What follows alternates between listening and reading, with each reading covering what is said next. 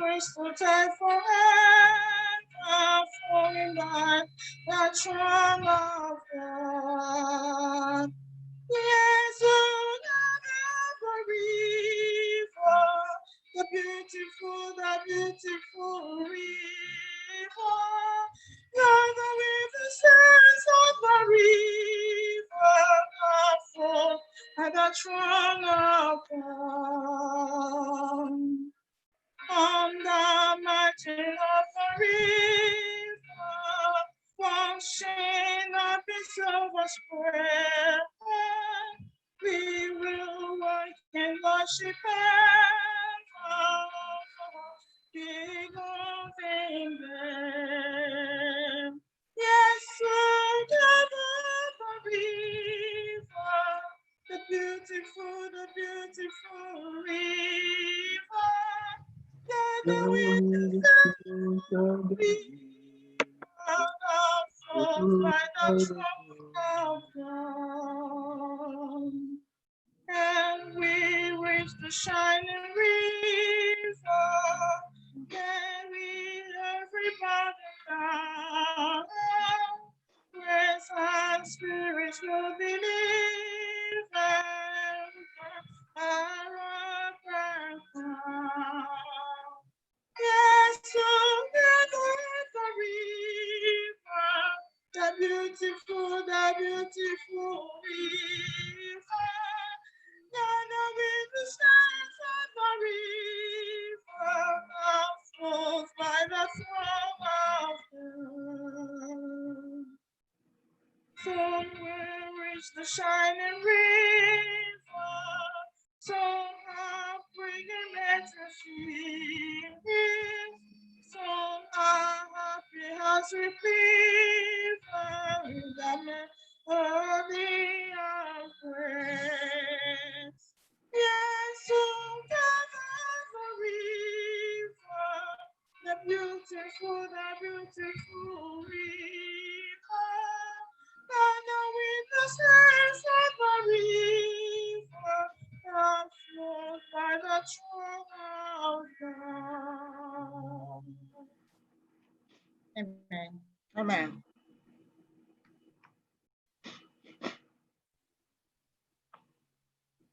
And are you muted? And then you're muted, son.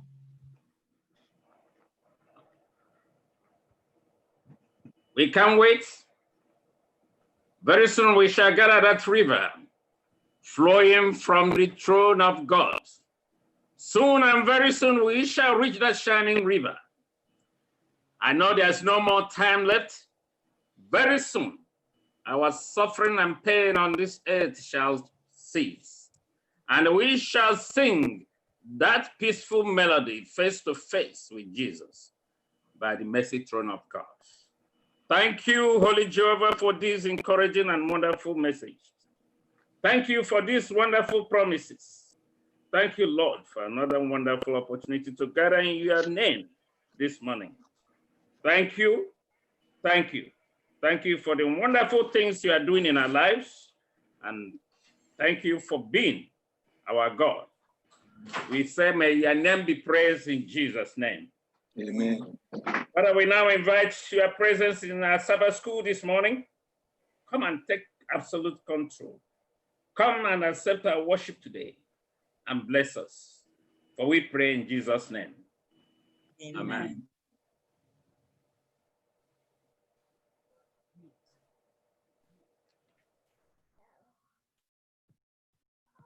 Amen. Happy Sabbath, everybody. You are all welcome into this special day of worship. And today is also another special day that we have survived another 9/11. And today the nation has declared today to be National Day of Encouragement. So as we worship the Lord today, I want to encourage everybody to tune in upstairs where our help cometh from. And I want everybody to tell yourself right now, I am encouraged in the Lord. Say that. I am encouraged in the Lord. Amen. May the Lord bless you as we worship together today in Jesus' mighty name. Amen.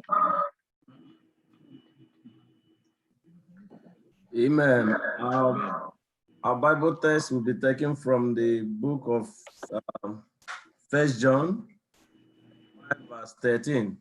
1 John chapter 5, verse 13. It says, "These things I have written to you who believe in the name of the Lord, in the name of the Son of God, that you may know that you have eternal life, and that you may continue to believe in the name of the Son of God." I read it again. "These things I have written to you who believe in the name of the Son of God, that you may know that you have eternal life, and that you may continue to believe in the name of the Son of God." May the Lord bless this reading in Jesus' name. Amen.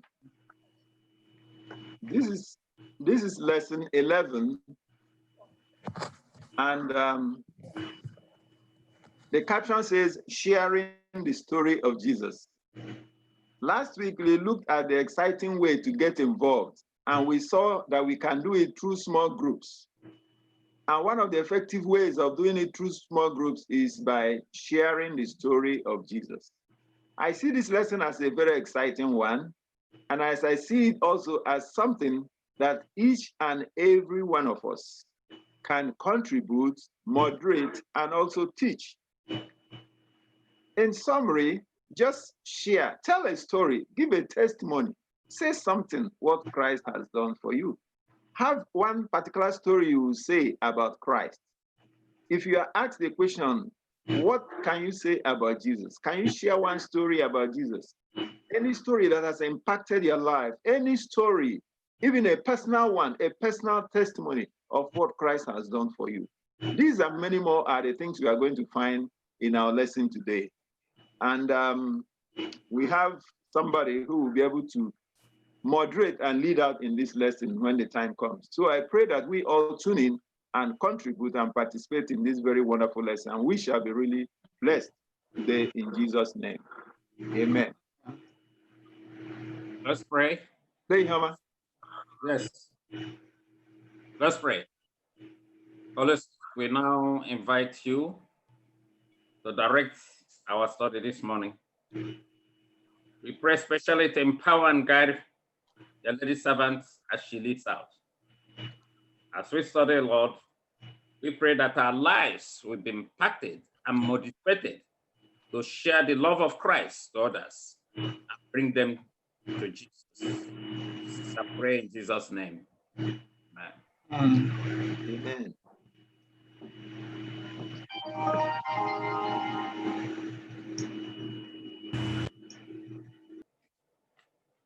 Amen. Amen. Happy Sabbath, saints of the Most High God. The Sabbath. We thank God for bringing us yet to another beautiful and wonderful Sabbath day.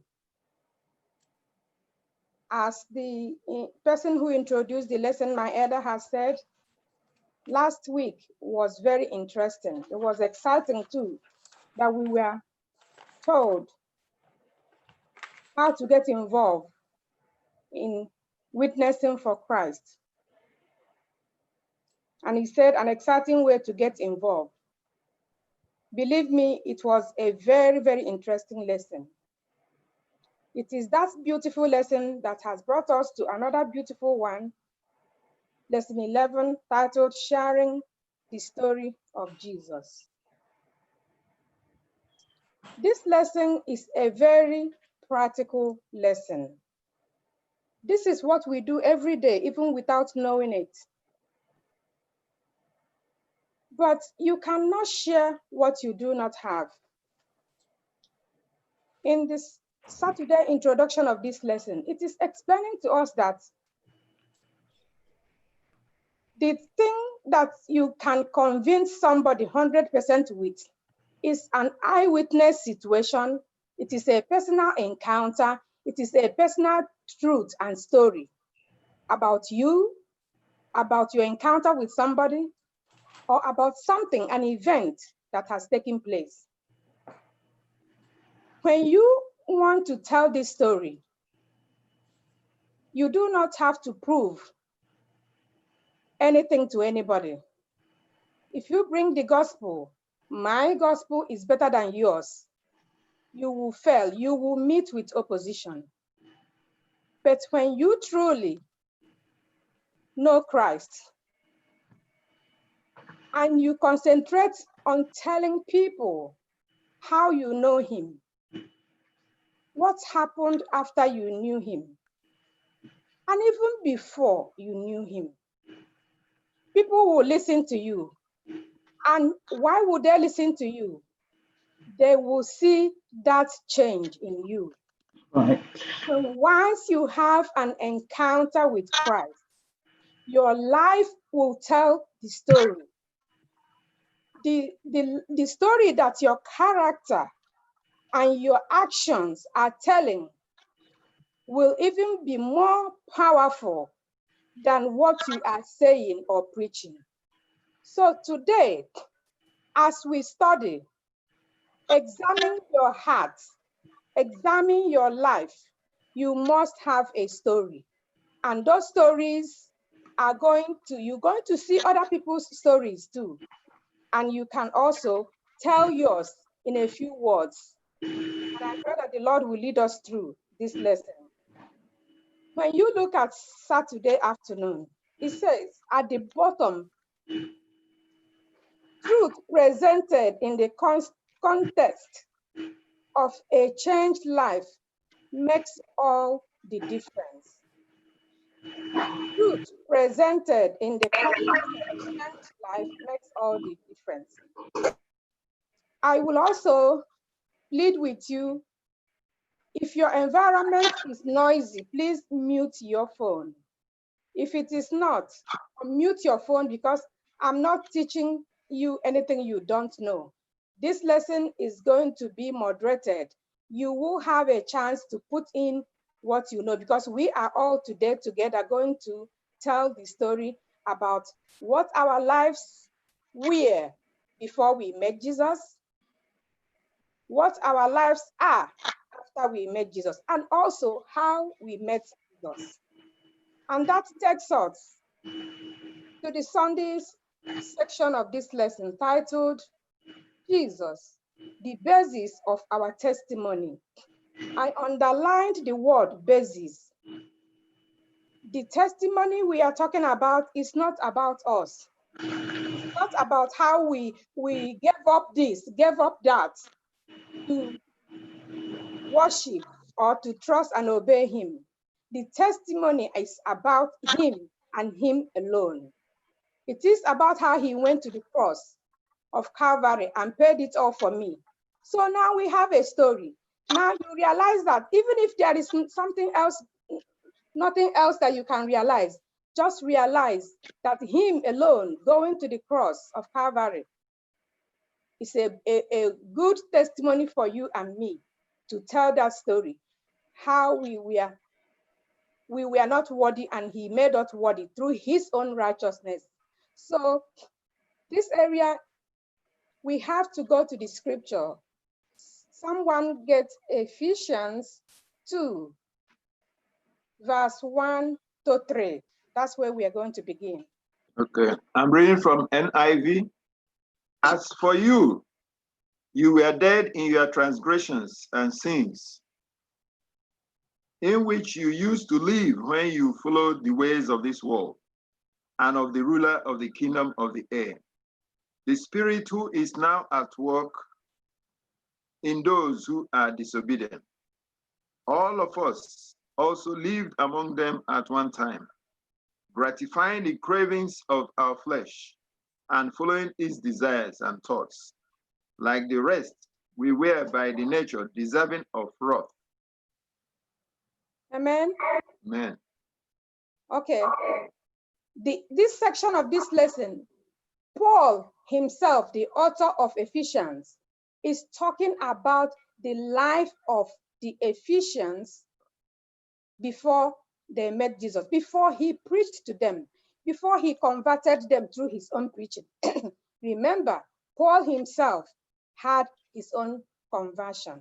So from what has been read, I want contributions. What was the lives of the Ephesians like before they knew Christ. They were doing anything that comes their way, following the ways of the world, doing just anything. Good. Someone else. At the time, their life was different. They were living in the real world, and they were doing all kinds of things without any relation with the Word of God. Good. Somebody else.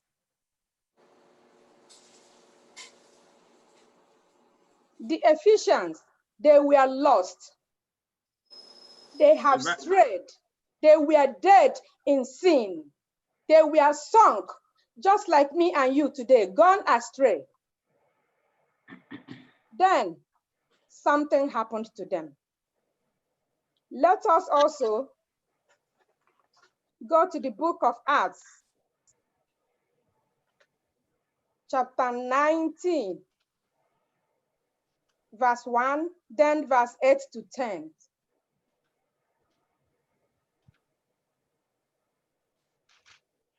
Acts 19:1 NIV. While Apollos was at Corinth, Paul took the road through the interior and arrived at Ephesus. There he found some disciples and asked them, "Did you receive the Holy Spirit?" That's Acts 19:1. Then go to 8:10. Acts 8:10. Yes. No, I said Acts 19, then go to verse 8 to 10, just 2 verses. Okay. 8 to 10 says, Paul entered the synagogue and spoke boldly there for 3 months, arguing persuasively about the kingdom of God. But some of them became obstinate. They refused to believe and publicly maligned the way. So Paul left them. He took the disciples with him and had discussions daily in the lecture hall of Tyrannus. This went on for 2 years, so that all the Jews and Greeks who lived in the province of Asia heard the word of the Lord. Okay, what is happening here? There is some Bible study going on. Yeah. What else did you realize that was happening? Class. From what we read, as Paul was preaching or telling them about Christ, that the people there, because of their nature, they are living in flesh. Their ears was tingling. They don't want to hear it. Yes. They weren't comfortable. They were not. Because they are still living in flesh. Yes. Things of God will not interest them. Mm-hmm. What interests them is nothing but the things of the earth. Yes. So that message wasn't going well with them. So Paul has to leave them. Yes. Elder, continue and read 18 to 20, the confession. 18 to 20. Many of those who believe now came and openly confessed what they had done. A number who had practiced sorcery because brought their scrolls together and burned them publicly. When they calculated the value of the scrolls, the total came to 50,000 drachma. In this way, the word of the Lord spread widely and grew in power. Do you see what is happening here? When the Ephesians, when they were not in Christ, how their behavior was worldly, dead, lost, then somebody intervened. Paul came with the gospel. Some were not listening, some were irritated. Those who believed, who had the encounter through Paul, they became changed. They threw away their sins, they forsake all their bad behaviors, and they became changed. This is the process that me and you are supposed to go through. When we are in sin, we hear the word, we get converted, we have an encounter with Christ. The old man is dead and pushed aside. We become new creatures and we begin to tell our story. And this story is personal, it's individualized, because God himself and Christ himself is an individual God to all of us. Your situation is different from mine. So now we go back to read again from the Ephesians 2, 4 to 9. Ephesians 2, 4 to 9. Yes. It says, I'm also reading from NIV.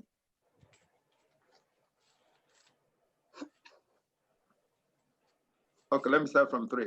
All of us who also lived among them at one time, gratifying the cravings of our flesh and following its desires and thoughts. Like the rest, we were by nature deserving of wrath. But because of his great love for us, God, who is rich in mercy, made us alive with Christ, even when we were dead in transgressions. It is by grace you have been saved. Amen. Amen. Okay, now, this reading now has told us, has brought it out, the basis of our testimony, the love, the grace that Christ has given us through the scriptures, through his promises. He has promised eternal life. He says here, in Christ, we are truly alive. When we attach ourselves to Christ, we are truly alive through the exceeding riches of his grace. And he has raised us up to sit together in the heavenly places. We have a reason to tell our story because we have been redeemed. He is going to make us sit in heavenly places. Our condition is going to change and our life will become meaningful again. We will step away from sin to righteousness because of what the Lord has done. So we have a basis to testify. I don't know if anybody has anything to ask, add to the Sunday section of this lesson. Yeah, I want to add that the Ephesians, those who were practicing sorcery, they brought all their things and they burned them. They said the total of them was almost 50,000 in their currency. That's a lot of money, no matter how it is. So yes, even in our business, it will cost us. There is always a sacrifice as we worship the Lord. They sacrifice that their business, the cost of it. So today too, we have a price to pay in order to worship God. It will cost us something. yes, it will. Somebody else has anything? Yeah, can I add something here? I know by looking at this, the study today shows us the Ephesians when Paul started the truth. Even to us today, it can happen to us when we know Christ and we're trying to share Christ to our family members or our co-workers, wherever we might find ourselves. Sometimes people might not take it lightly. They might be angry with us. They might not like us. They might even dislike us. So the lesson today is encouraging us not to give up, to pray and to love, because God is the one that changes us or help, not us. All we can do as the one who love the Lord is to tell them the truth and trust that the Lord is the one that will do the rest. So it's not for us to force them, but to tell them the truth, because along the way, God might bring light when we don't even know about it. So it's a big lesson for us to learn that God is the one that helps, because sometimes at some point people might not know the truth. They might hate us for telling them the truth. So I think it's something that we need to look into more. How do we handle that issue? Do we take it personally, or do we remember these verses that encourage us not to give up? To know that it happened to people who even in the Bible, that it can still happen to us today, because God is the one that helps us to speak the truth, not us. So that's something I can, that was interesting to me. Thank you very much. We go to our Monday lesson. The Monday section of this lesson says, the transformative power of personal testimony. In this area, you remember that the Jews and the Samaritans, they never got along. They always had issues. And for some reason, Jesus and his disciples They were passing through there and they needed accommodation, but the Samaritans did not treat them with love. And the disciples of Christ, James and John, they were the Zebedee sons. They are very, very enthusiastic. And I think it was also them that the mother wanted to ask Christ, when you are in your kingdom, if one of them will sit at the right hand and one will sit at the left. Though it's not in this lesson. But what is in this lesson is character of these two people and how they were transformed. They were, do me, I do you. They were, even Christ himself had to give them a nickname. What was the nickname given to them? Sons of thunder. Correct. I mean, for Christ to give somebody a nickname, it must have been bad. These two people, and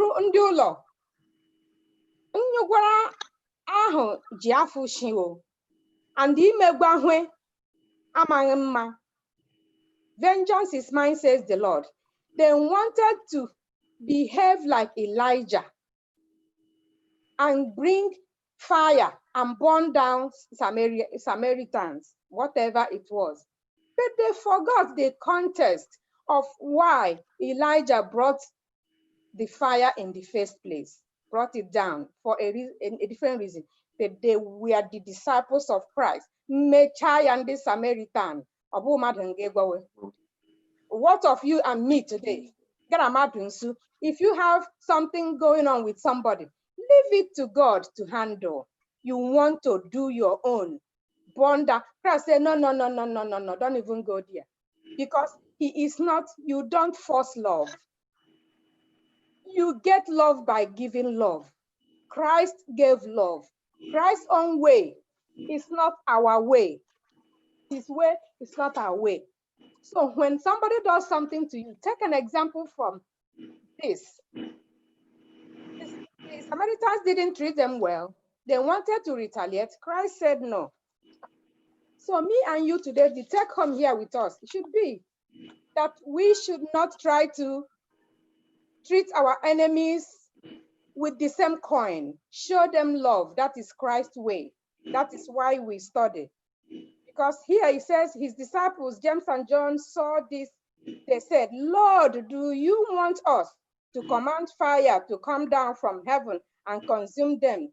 Just as Elijah said. Jesus rebuked the brothers. You see what? Rebuke is a strong word. So when you are trying to do evil to somebody, there is a still small voice that said, that's rebuke from the Holy Spirit. Listen to that. Rebuke them. Jesus rebuked them and they all left the village quietly. Jesus' way is the way of love, not combative word force. That's what I wanted to bring out there. So when you want to do back and be combative, fighting the war for Christ, you will not win that war because his own way is not the way of war. His own way is the way of love. You know what this did to John and James?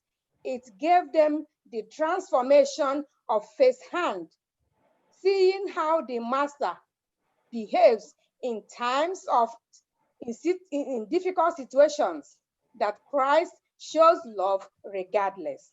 Let's go to the book of John, 1 John, verse 3, verse 3, chapter 3, verse 1. John 3:1 says, behold, this from King James Version. Behold, what manner of love the Father had bestowed upon us, that we should be called the sons of God. Therefore the world knoweth us not, because it knew him not. Okay, the manner of love. What manner of love do you have yourself for your fellow citizens, for your fellow church members, for your co-workers? Because Christ has first loved us. What manner of love do you have? Christ had compassion, he had love. Even if we read further, it is all going to talk about Christ's love. John was a son of thunder. And when you read the book of John, John is this person who is talking about love, love, love. He has been transformed. And through the gospel, John told his own story about his love for Christ because he learned first class how to love from Christ himself. John was transformed by the love of Christ. So as we come daily on every Saturday listening to the word of God, let us allow the Spirit to get into our souls so that we can be transformed too, so that we can continually have our own stories. Because John told his own. And John has also said something powerful in John 5, verse 1 to 5. He talks about, in verse 5, he says that it is that, he said that you can only overcome the world only if you know who you have what? Believed. And that person you should believe in is what? Who? Christ. Jesus Christ, the Son of God. Do you know that, including me, do we really know who we have believed? If you have a friend, you have to know your friend. Sometimes we are in church, but we are not converted. And we cannot really tell a good story of Christ, but we are there in church all the time, reading all this Bible. These lessons are telling us we cannot tell that story if we have not had an encounter. Even if we tell it, the story will not congregate with our character. So we have to know Christ, know him deeply in our heart. We have to surrender before he can change us and transform us. He desires only the service of love, and love cannot be commanded. Only what Christ wants from us is a service of love, but he cannot force us to love him. It cannot be won by force or authority. Only by love is love awakened. And that is what you find in Desire of Ages. When we are committed to Christ, his love will shine through us to others. The greatest testimony of Christianity is a changed life. This does not mean that we will never make mistakes again. The love of Christ will flow from our lives and we will be blessing to those around us. What I have just read is that the love of Christ does what? Constrains us. When we really love him and he loves us back, his spirit will be in us. And the important lesson is, how do people see us? It's not what we are telling them. In our environment, how do people see us? How do we interact with people? Is the love of Christ in us? Are we humble? Are we really doing things Christ's way, Christ-like? Or are we combative, trying to bring down the ceiling? When there is a little problem in the family or anywhere on the job, we are yelling and screaming and bringing down and tearing down the roof. Christ does not function in that way. Christ's way is a way of love. And love is not forced. He shows love. You know, he loved us first. He went to the cross and paid it all. So now it's for us to love him back, to tell the story that we love him. Tell me the story of Jesus. That's a song like that. I don't know if you have anything to contribute in the Monday lesson because we're going quick. Yeah, a question. The sons of thunder, do they have the power to bring fire down, to burn those people? Do they have that power? They don't have that power. It's Christ who has the power. But because they are with the master, they think that we are connected. They are in position, in power. So they want to tap current from God, Christ. But Christ is not like that. His way is not our way. I just want to comment on my observation with Christ, how Christ treated these sons of thunders. If it is us today, who will say, I can't continue with these guys. they are, bringing shame to me. We say, go your way, we don't want them. But Christ had patience with them, and they brought them closer to him, and they learned from him. If he had discarded them, John couldn't have become what he is after. So that's a lesson for us, that we should be patient with those who are not where we are yet. And as we continue to teach them, one day they will reach to that level. Amen. Amen. We go in. Maybe I'll just say something here too, please. Okay. For Jesus referring to them as sons of thunder, he's talking about their anger. That's because that's what they are experiencing. It's not that because they have power to bring down fire, but it is the way they responded to things, and which of course many of us have today. Any little thing we spark, we don't have that self-control. That's why Jesus was referring to them as sons of thunder. When thunder comes, everything on his path is destroyed. So that's one of the things Jesus was referring to. Yeah, another concern I will have had there is if they wanted to use what they had to worship, or maybe to influence decision. They can order the fire, because they are sons of thunder. So we today, are there some, and then if they didn't do that, maybe Christ wouldn't have shown them, no, it's not just you using your anger or using the thunder that you have. You think these are the qualities you have. You cannot just use it. You can equally use love. So through that means, Christ was able to show them that which you have, you can keep it and throw it away, but you use love, to conquer the same thing, and they were able to be repentant. We today, what do you have that you feel that I have the power, I have the authority, I can influence you with what I have? The lesson is telling you that power and that authority you have, you can equally throw it away and win that person's love, one person's heart by love than command, than authority. So, and how many of us are hiding our own? You may have those thunder and those fire inside you, but you are hiding it. And by the time you are hiding it, you will not know that you will not know that love can be used as against that thunder and that fire that you have. So what the lesson is telling us is don't use command, they use love. They don't hide it. If you have it, try to throw it away entirely for the gospel. Thank you. Thank you so much. Yeah, I was also wondering if the people that refuse Christ and his disciples accommodation, if they learned anything from this, because we are the people that are learning from it today. It's also easy for us to read these things and then discuss them. But think of what it means actually to deny you your right, your God-given right. If somebody comes today to dispossess you of your land, your landed property, would you walk away and then say, I am preaching love today? No way, no way. Is that a practical way of looking at this, or are we just reading this and discussing it? It is very, very difficult what Christ has expressed here, and I want us to look really deep into it.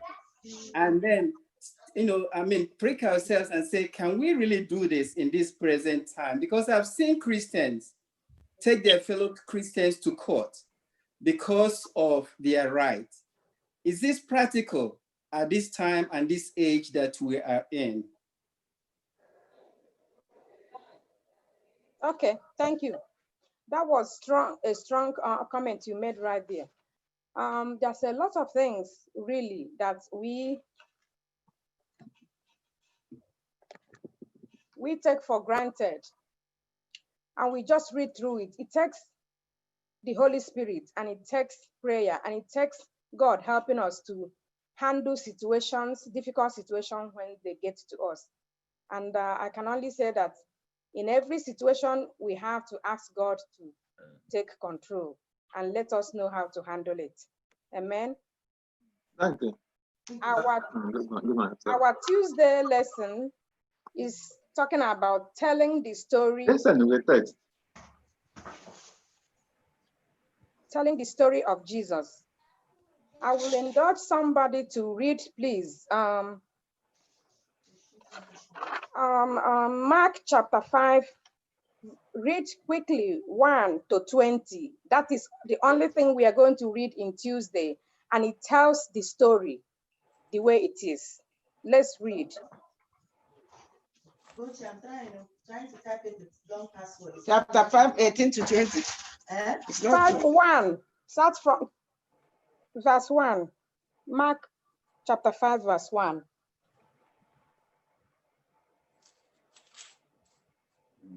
Then they came to the other side of the sea, to the country of the Gadarenes. And when he had come out of the boat, immediately there met him out of the tombs a man with an unclean spirit, who had his dwelling among the tombs. And no one could bind him, not even the chains, because he had often been bound with shackles and chains. And the chains had been pulled apart by him, and the shackles broken in pieces. Neither could anyone tame him. And always night and day he was in the mountains and in the tombs, crying out and cutting himself with stones. When he saw Jesus from afar, he ran and worshipped him. And he cried out with a loud voice and said, What have I to do with you, Jesus, Son of the Most High God? I implore you by God that you do not torment me. Verse 8, for he said to him, Come out of the man, unclean spirit. Then he asked him, What is your name? And he answered, saying, My name is Legion, for we are many. Also he begged him earnestly that he would not send them out of the country. Now a large herd of swine was feeding there near the mountains. So all the demons begged him, saying, Send us to the swine, that we may enter them. And at once Jesus gave them permission. Then the unclean spirits went out and entered the swine. There were about 2,000, and the herd ran violently down the steep. I'll take that again. And the herd ran violently down the steep place into the sea and drowned in the sea. So those who fed the swine fled, and they told it in the city and in the country. And they went out to see what it was that had happened. 15. Then they came to Jesus and saw the one who had been demon-possessed and had the legion sitting and clothed in his right hand, and they were afraid. And those who saw it told them how it happened to him who had been demon-possessed and about the swine. Then they began to plead with him to depart from their region. And when he got into the boat, he who had been demon-possessed begged him that he might be with him. However, Jesus did not permit him, but he said to him, Go home to your friends and tell them what great thing the Lord has done for you and how he has had compassion on you. Amen. And he departed and began to proclaim in Decapolis all that Jesus had done for him, and all marveled. Amen. Amen. This is a story that we know. Every one of us have heard this story before.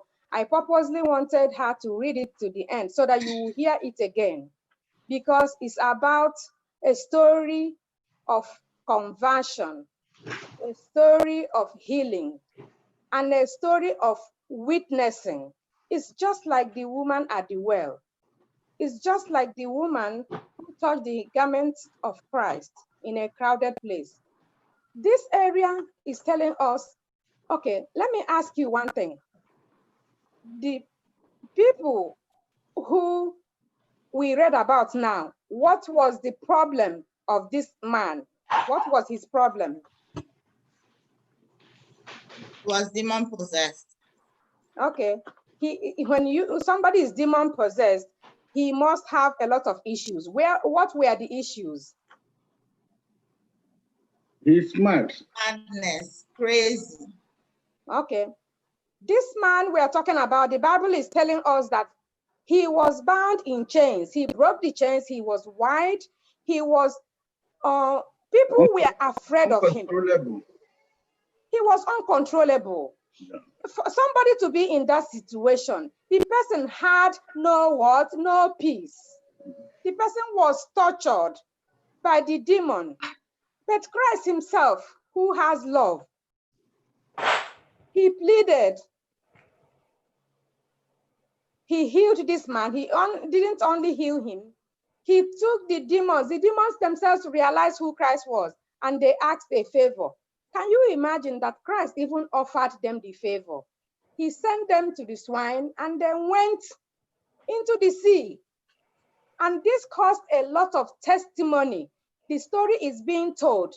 The man wanted even to follow Christ. He was converted. He was healed. And Christ said to him, "No, do not go with me. Go and do what? Tell people Tell what. your story." What does that say to you and me today? Witnessing. Another person I had witnessing what again? Testimony. Testimony. Another one. Sharing the story of Jesus. Yes. And also do what? Be converted. This area that we read is very loaded. This is a true encounter with Christ. And the people who saw this man last, they saw him as a crazy man. They were terrified when nobody will go through the way where that man is. But now, the man, when they came, he was sitting at the feet of Christ, listening to him. They also ran away and started telling their own story. This is what we saw. So for me and you today, we are encouraged.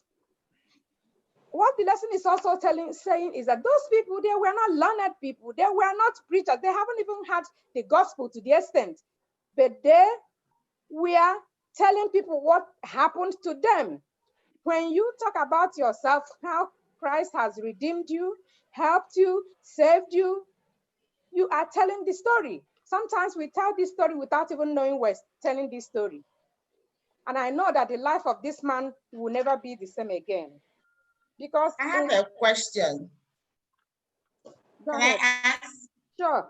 So my question is the approach Jesus used in delivering this man by destroying another person's means of income. So is that like in our world today, do you think anybody will accept that you want to help another person and then you cause the next person his own means of living? Okay. Somebody answer, please.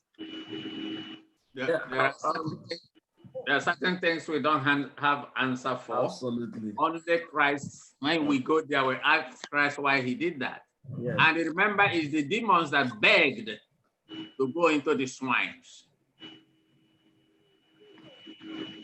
Exactly. That was what I wanted to say. Jesus knew why he sent those demons to that swine. And we can't just question that. Who knows those swine will have come back, to fight the gospel in their own way. And then, so if as a pastor today, I want to build a church, for instance, and then I destroy somebody's property and plant a church there, do you think the church will progress? well, Let me ask you something. What did Christ destroy in this instance? These are demons. Look at what you just read. In somebody's business. Okay. They say like 2,000 of it. That's a whole business. well, the Bible did not capture what happened, why he destroyed. That's one thing you pay attention to. The Bible did not go into telling us why Jesus sent them there. And that we will know when we get to heaven. That's why they were sent there. But if you're not trying to liken it to we building a house in another person's land, that's trespassing. The person can sue you for that and all of that. So you are not destroying. And as human, we know more, we don't know more than what we see. So you can't just because that Jesus send the demons to the swine, we now go to another land and start cultivating people's land and start capturing people's properties. They are just not the same. You go to prison even with your gospel. You see, when we look at it from the perspective of Christ, the way Christ sees things is different from the way human beings sees things. Christ was looking at saving somebody instead of the business that got lost. Remember, in the other area, we saw the Ephesians. They had to bring all their things, about 50,000 in their currency, and they destroyed them. So Christ was giving them a value. He wants people to see the value he has for only one soul that will be saved instead of the business that got lost. Christ sees things differently from the way we see things. That's my contribution. And we can look at that another way, because Jesus himself knew, these animals are what? Unclean animal also. Even though we don't know the whole story like you all are saying, sometimes we can see the same thing. When somebody repent from their sin, can give up a lot of things out. It might not be, some people who are worshiping idol. Now, if that family repent from that idleness, remember, they cannot go buy, they will not go and buy those idol anymore. That's destroying those people what? Business. But that was in truth and in love.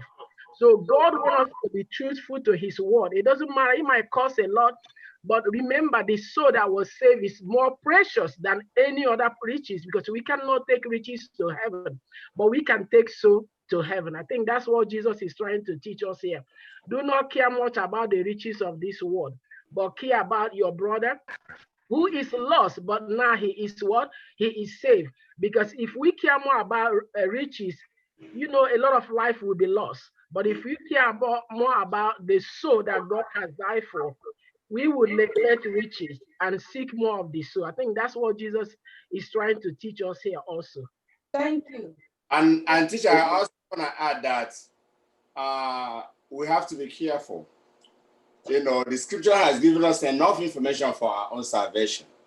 When we try to look deep into certain things that we shouldn't, then that becomes an issue. Just like someone asking, who is God? How did God to come to existence? People can ask that. But as a Christian, once we have that information enough for us to see for our own salvation, as opposed to looking deeper into other things that are very unnecessary, I think we should move forward. When we get there that day, then we can ask so many questions that we cannot answer today. Thank you. The swine, were they unclean before Jesus cast the demons into them? Or did they become unclean?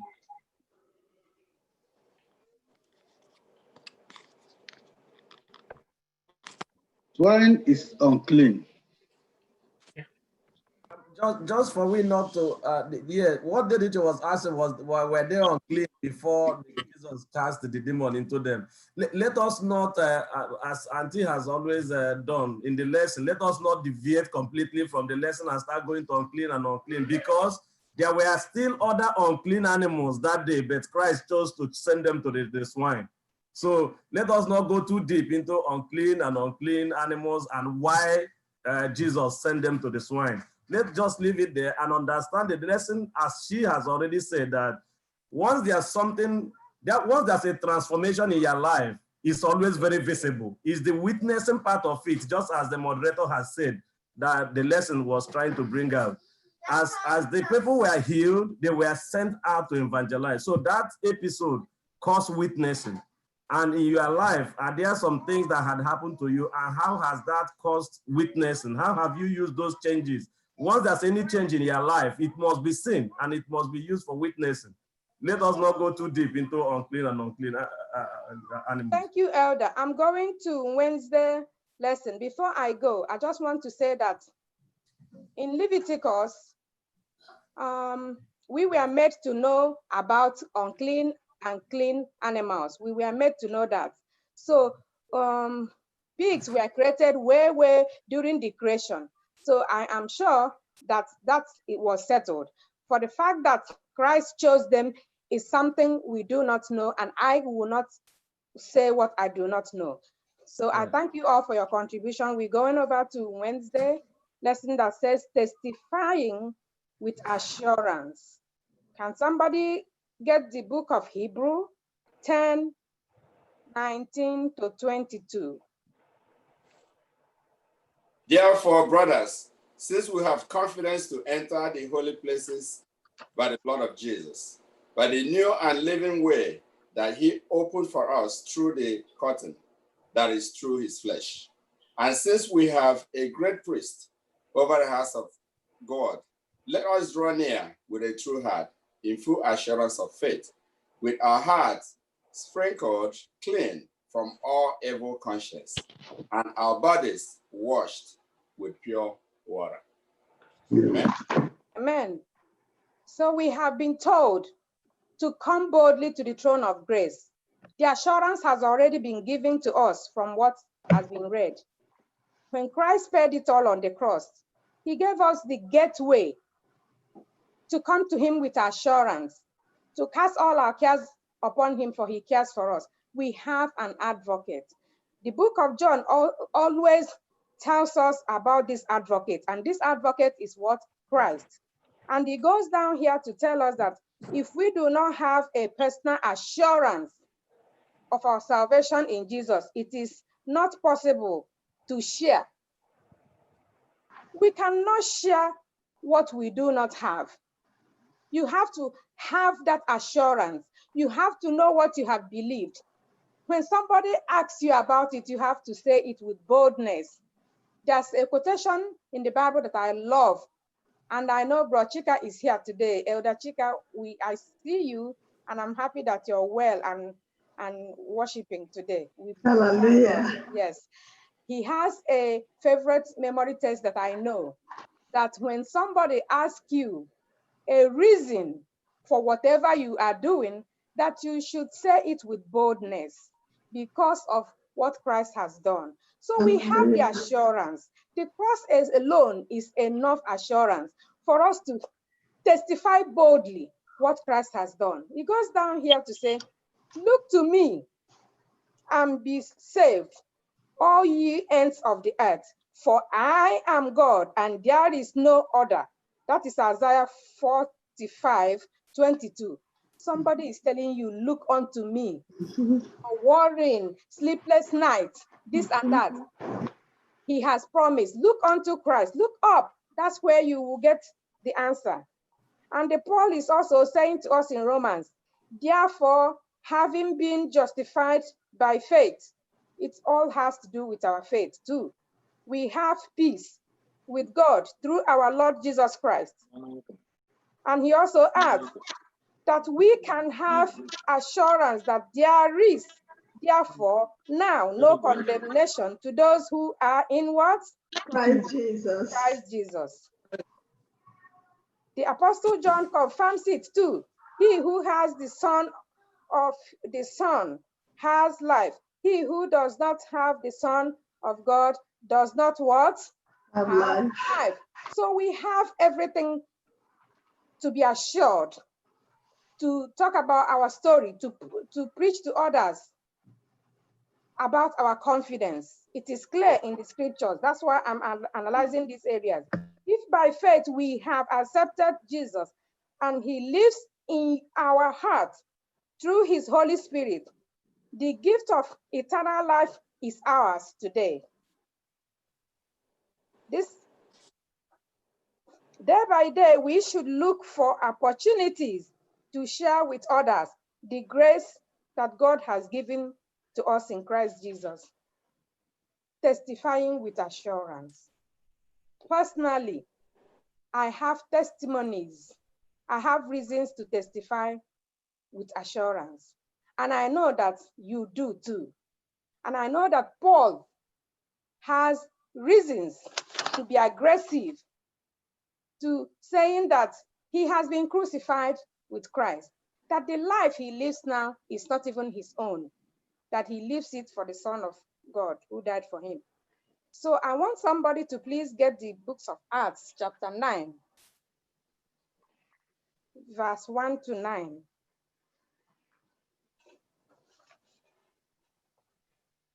Another powerful testimony.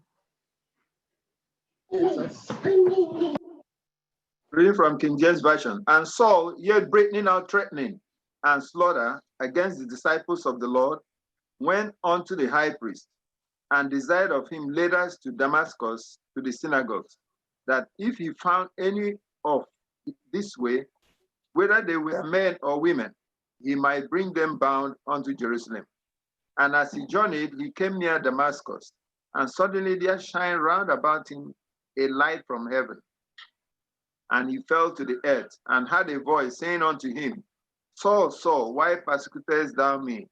And he said, Who art thou, Lord? And the Lord said, I am Jesus, whom thou persecutest. It is hard for thee to kick against the pricks. And he, trembling and astonished, said, Lord, what wilt thou have me to do? And the Lord said unto him, Arise and go into the city, and it shall be told thee what thou shalt do. And the men which journeyed with him stood speechless, hearing a voice, but seeing no man. And Saul arose from the earth, and when his eyes were opened, he saw no man. But they led him by the hand and brought him into Damascus. And he was 3 days without sight, neither did eat nor drink. Amen. Amen. Read 19, verse 19 to 22. The same chapter. And when he had received meat, he was strengthened. Then was Saul 13 days with the disciples which were at Damascus. 20. And straightway he preached Christ in the synagogue, that he is the Son of God. But all that heard him were amazed and said, Is not this he that destroyed them which called on this name in Jerusalem?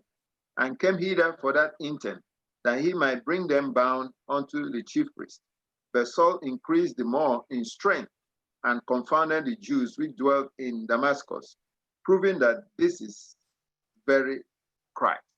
Amen. What we have just read now is the transformation of Paul. Paul himself is telling the story. I'm going to handle the Wednesday lesson and the Thursday lesson together to round up. What we have just read now is the transformation of Saul into Paul on his way to Damascus. And this Saul became Paul because of his conversion. He was in sin just like the Ephesians. When he met Christ, something happened. He became very passionate. He started doing everything to spread the word of God, to share, to witness for Christ. And that is what we should do. When you have that encounter, you become on fire for Christ, and you get out there through your character, through whatever you do, you share, you witness. Christ has, when we do these things, we advertise what we believe in Christ himself. You know, when you watch TV these days, even when there is an important program going on, they will stop it and they will do an advertisement to showcase something. Now, it has brought us to what has happened to Paul at the last segment of our lesson in Thursday, which says something worth testifying about. Christ has met Saul. He has become Paul. Now he is testifying. In Galatians 2:20, it reads, I am crucified with Christ. Nevertheless, I live, yet not I, but Christ liveth in me. And the life which I now live in the flesh, I live by the faith of the Son of God, who loved me and gave himself for me. In Galatians. What I'm telling you is that when you are touched, you will do what Paul has done, and you will share Christ. And I pray that today, that you, me, will have a powerful testimony, that we will always testify of what Christ has done for us, just like Paul has done. So I'm ending with saying that our testimonies should also focus on what Christ has done for us, and not what we gave up to love him, to follow him, because we can never give up a lot. If you give up doing drugs, you give up smoking, you give up fornication, you give up armed robbery, you give up kidnap, you give up backbiting and gossip for Christ and love him, then you have been crucified with Christ. But when you're doing these things, you're sending him back to the cross again, alone. But now, Paul has crucified himself with Christ. Will you join me today to be crucified with Christ by looking in your life and those things that are so sweet that you think you cannot get rid of, with the power of prayer that you can tell to your life, yes, I can. And go home today with this word that you and me are crucified with Christ, that the life we live now is not ours, that we live it in the name of God who first died and loved us. May we be blessed as we worship in Jesus' name. Amen. Amen. Amen. Amen. Ama imela, ọ dịghị enwere nke pụrụ iji kelee gị nara. Ekele na-abụ nke njiri bịa nara.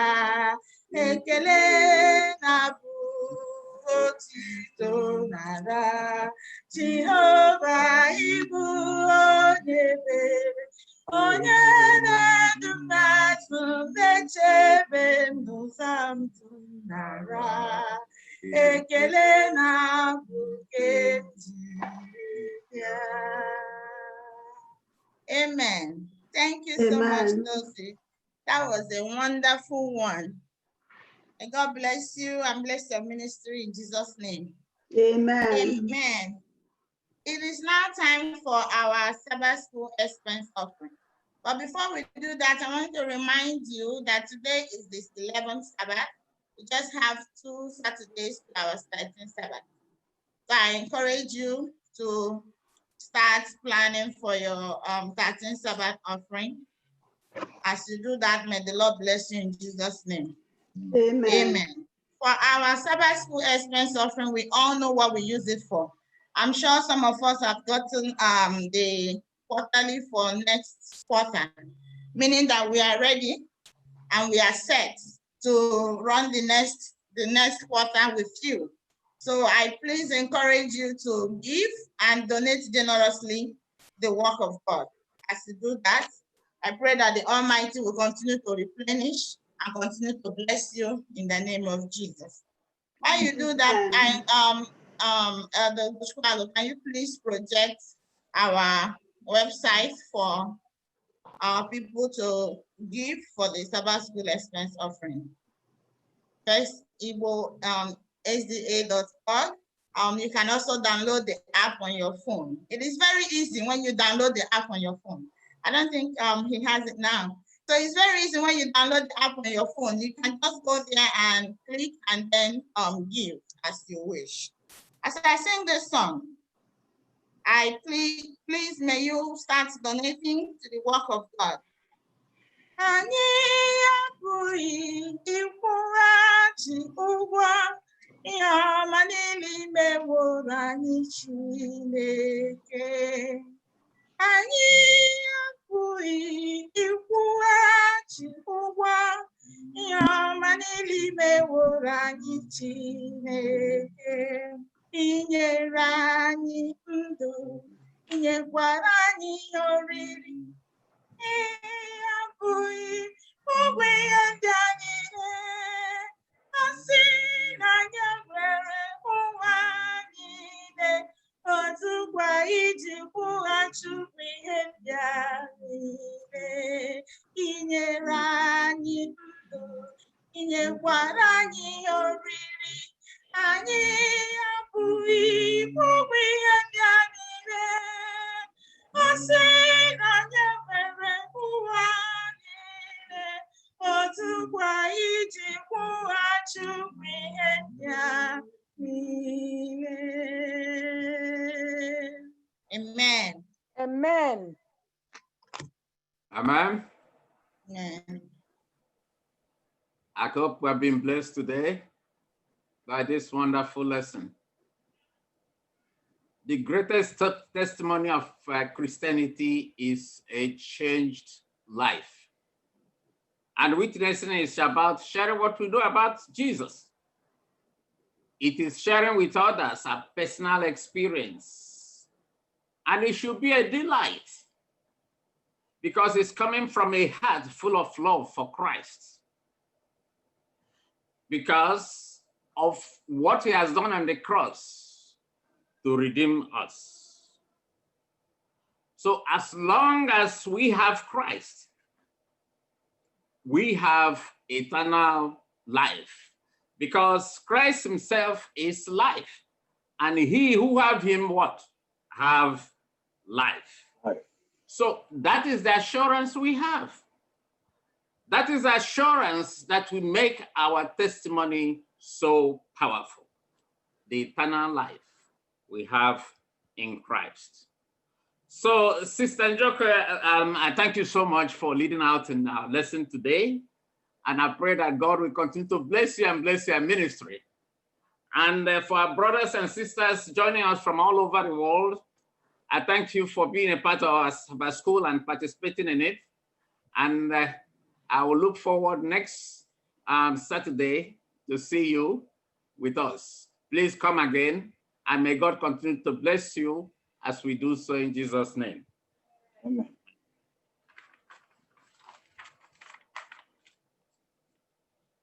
We will now bring the Sabbath school to a close by singing from SDAH 264.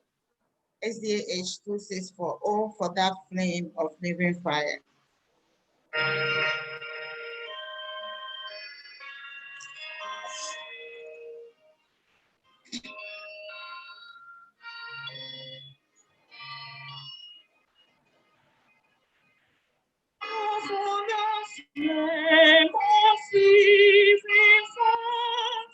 We shall surprise in sense of God, with precious souls to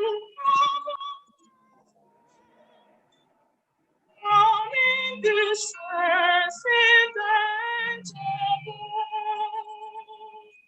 There is a spirit of Israel in the presence sealed in wine, which make us bold with sorrow and glory and Jesus.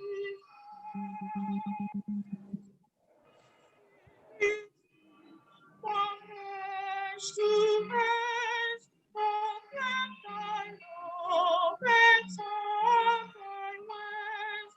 Right in every prayer,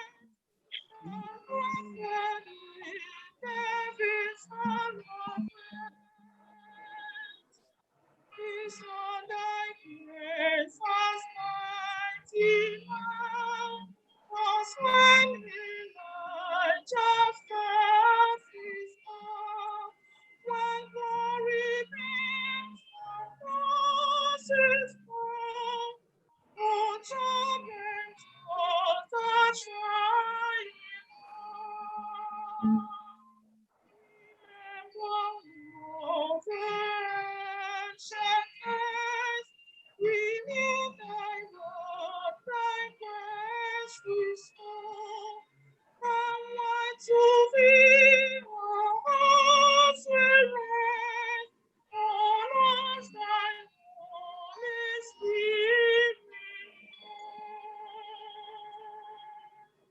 Amen.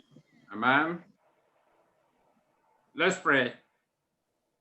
Thank you, Holy Father, for your presence and guidance during our Sabbath school today. Thank you for your lady servant you used this morning to deliver the lesson to us. We also thank you, Lord, for making us partners in winning souls for the kingdom. In a special way, Lord, we thank you for your promises and the assurance of eternal life in Christ. Holy One, we pray that you empower us with your Holy Spirit to share with boldness, like the apostles of the old, the wonderful things you've done in our life. We pray that our ways of life will be a very impactful testimony of your amazing love that will draw people around us to your kingdom. Father, we ask for your continuous presence as we go into our second segment of our worship. Bless and meet everyone on this line today according to their needs. Thank you, Father, for being a blessing and loving God. In Jesus' name we pray. Amen. Amen. Our lesson next week will be lesson number 12, and it's titled A Message Worth Sharing. Please keep a date with the Sabbath School, and as you do that, the Lord will bless you in Jesus' name. Amen. Amen. We welcome you to Sabbath School. We are happy that you are here.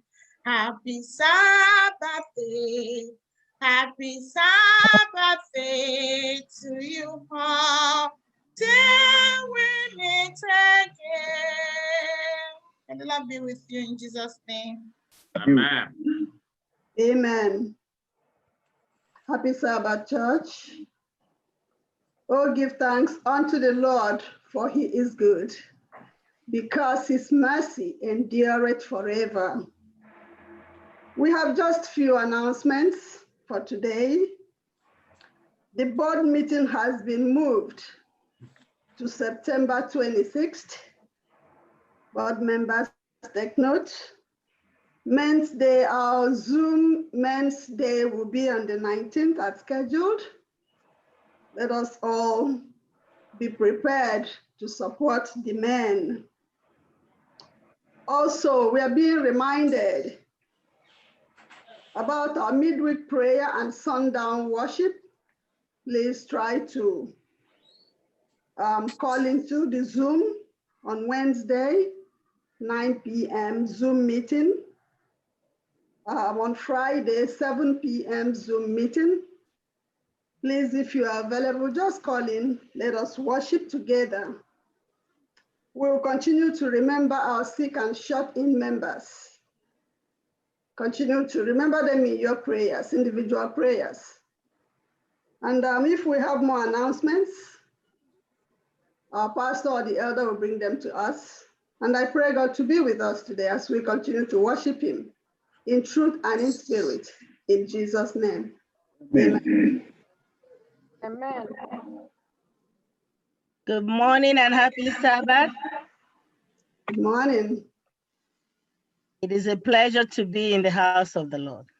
The psalmist says, I was glad when they say, let us go into the house of the Lord. I want to welcome you all to this Sabbath worship.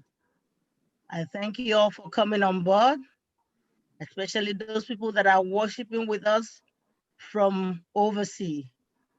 Thank you for coming on.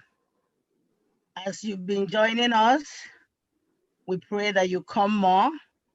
And as you're coming today, the Lord has his blessings that he will surely give you. And like we had in the Sabbath school, it said that our life should be the testimony. I know that as you come every day, you'll have that special encounter with the Lord. And you will be the testimony that people will read. And your blessing will keep increasing. So on behalf of our church pastor, Pastor Kizzy Erondu, the elders of the church, and the entire members of First Igbo Seventh-day Adventist Church, I welcome you to the house of the Lord. It's your Father's house. Stay calm. Do not be in a hurry. Enjoy every bit of it. And I know that the Lord will bless every one of us. May the Lord bless us as we worship him today in truth and in spirit. In Jesus' name. Welcome, welcome, how do you do?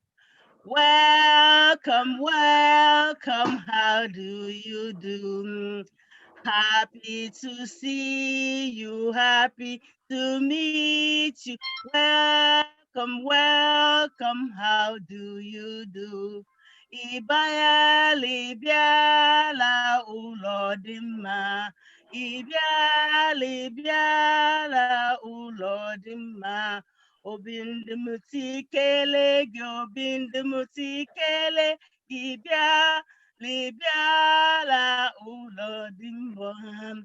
Kabo, kabo, shalafiani. Kabo, kabo, shalafiani. Inú mi dùn púpọ̀ láti rí ọ. Káàbọ̀, káàbọ̀, ṣàlàáfíà ni. And your Hausa brethren, I don't know how to say that in Hausa, but I'll say, Nagode Sonu.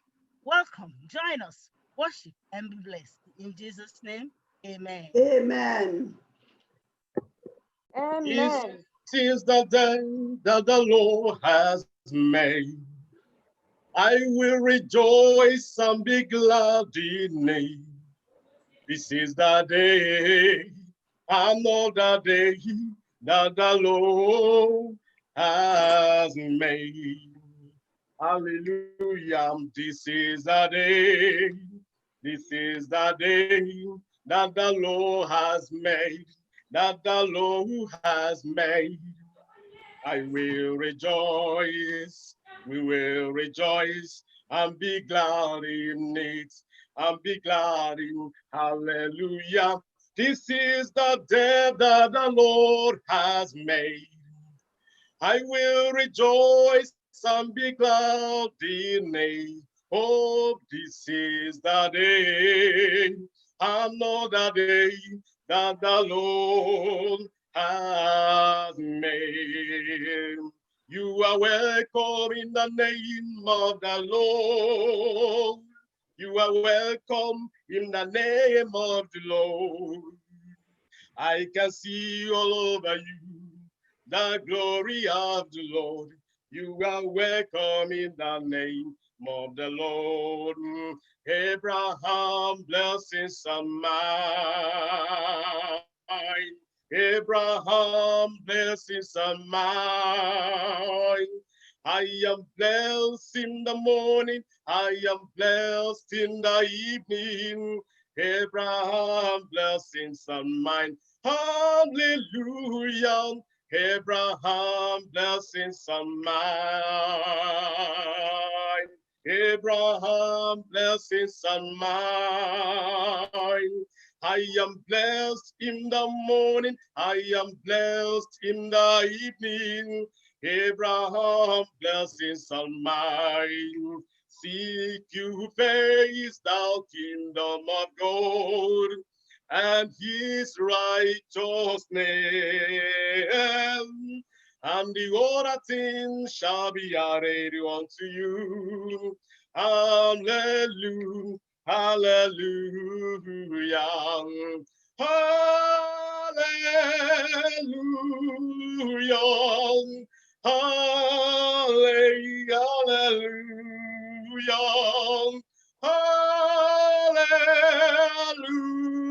hallelujah, hallelujah, hallelujah, hallelujah,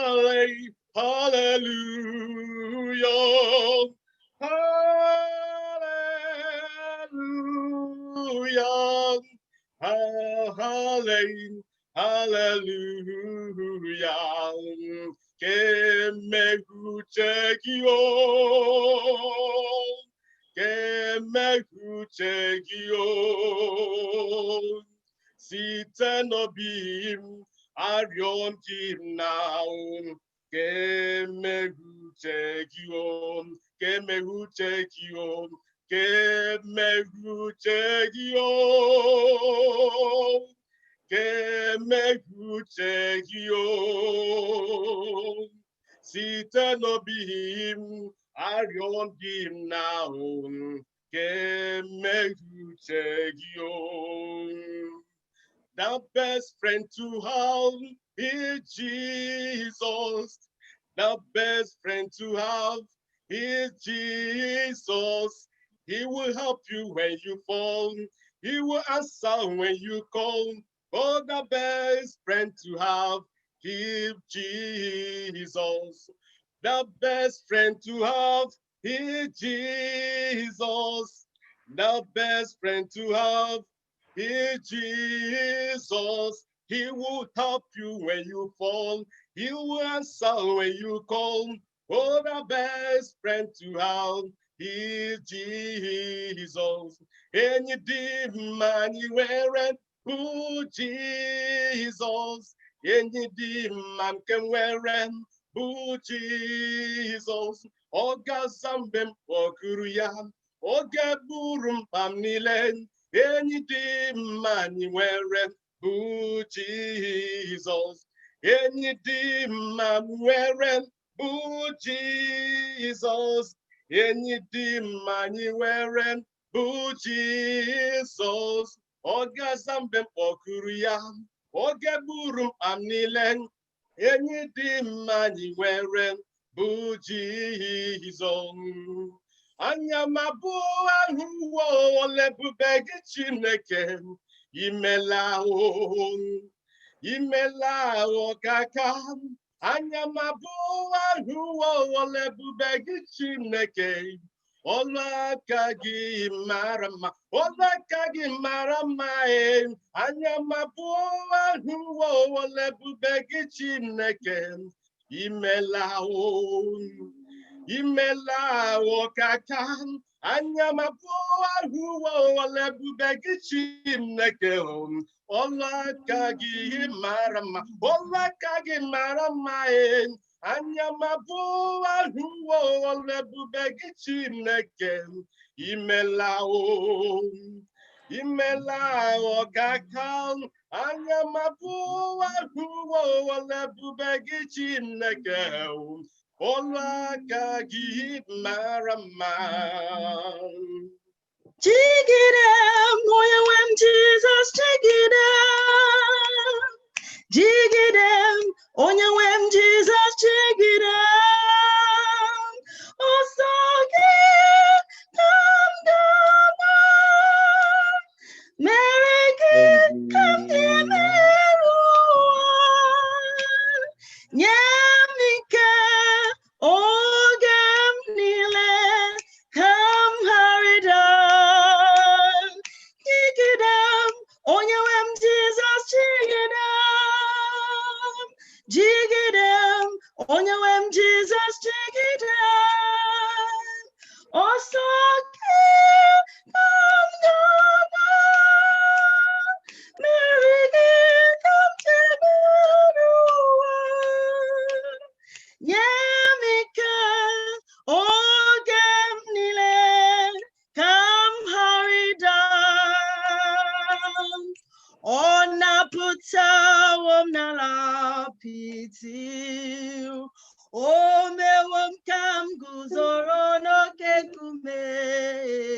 O tinyere abụ ụtọ n'ọnụ m taa, abụ otuto, haleluya. Ọ napụtawo m n'ala apịtị, o mewo ka m guzoro n'oke nkume. O tinyere abụ ụtọ n'ọnụ m taa, abụ otuto, hallelujah. Must stop. All to Jesus I surrender, all to him I freely give. I will ever love and trust him, in his presence daily live. I surrender all, I surrender all to thee, my blessed Savior. I surrender all, I surrender all, I surrender all to thee, my blessed Savior. I surrender all. One name will Jizọs na-eche onye na-ahụ ahụ. Ọ bụ nkasi obi nye gị ebe ọ bụla ị na-eche, were aha Jizọs na-eche onye na-ahụ ahụhụ. Ọ bụ nkasi obi na-ahụ nwanne m, were ya na-eche, were aha Jizọs na-eche onye na-ahụ ahụhụ. Ọ bụ nkasi obi nye gị ebe ọ bụla ị na-eche, were aha Jizọs na-eche onye na-ahụ ahụhụ. Ọ bụ nkasi obi na-ahụ. We are hands of the Father. We are joined hands with the Son. We are children of the kingdom. We are family. We are one. We are hands of the Father. We are joined hands with the Son. We are children of the kingdom. We are family. We are one. Standing on the promises of Christ, my King. Through eternal ages, let his praises ring. Glory in the highest, I will shout and sing. Standing on the promises of God. Oh, standing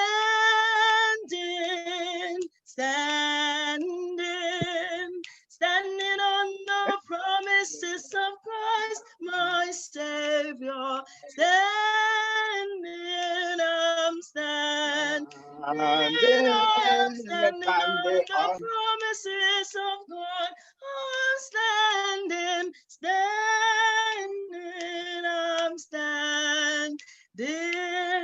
standing on the promises of Christ, my Savior. Standing, I'm standing, I am standing on the promises of God. Standing, I'm standing.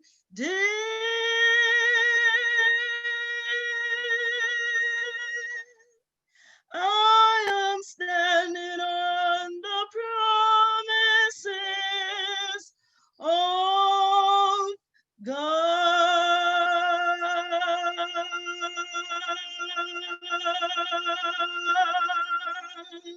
Amen. Amen. Amen.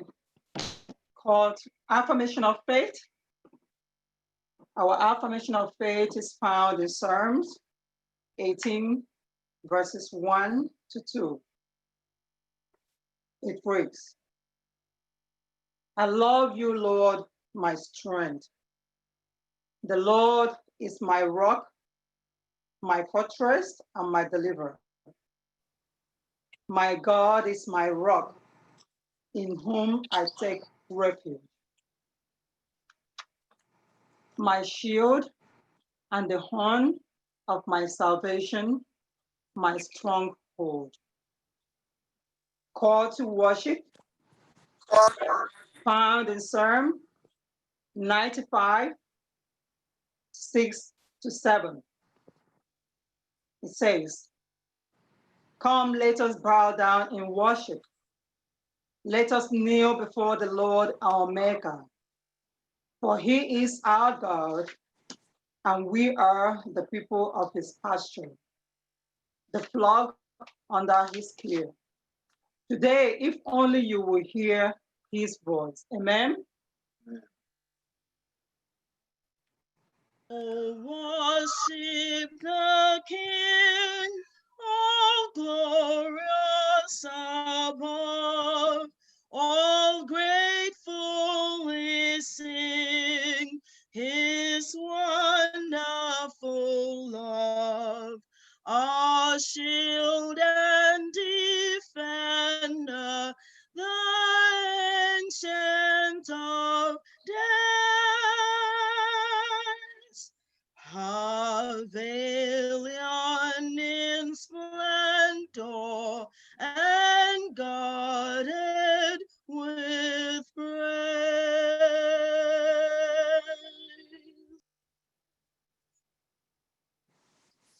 Almighty God, the creator of the heavens and the earth. We bless you because you are God and there is no one like you. We ask, oh God, that you be in absolute control of all that we do today. Let the power of your presence be felt. Let your name be glorified. Let your peace reign supreme in our hearts, so that at the end of worship today, Lord, we will all rejoice in your presence. I pray in Jesus' name. Amen.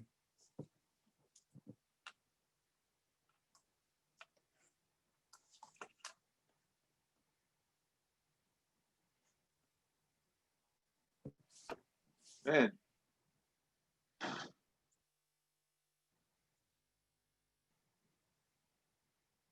Praise him, hallelujah.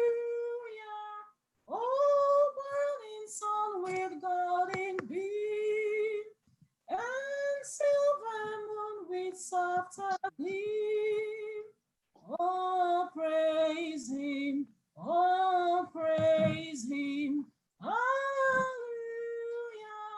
hallelujah, hallelujah.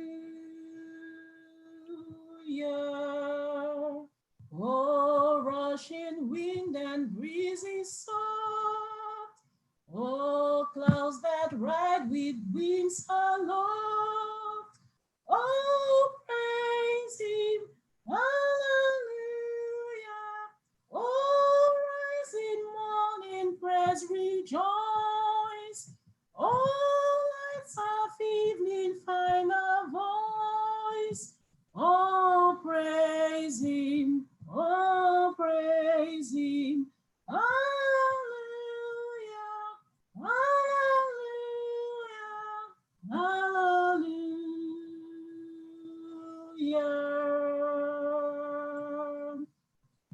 Oh, flowing waters pure and clear, make music for your Lord to hear.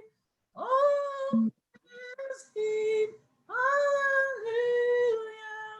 Oh, find so masterful and bright, providing us with warmth and light. Oh, praise him, oh, praise him, hallelujah, hallelujah, hallelujah.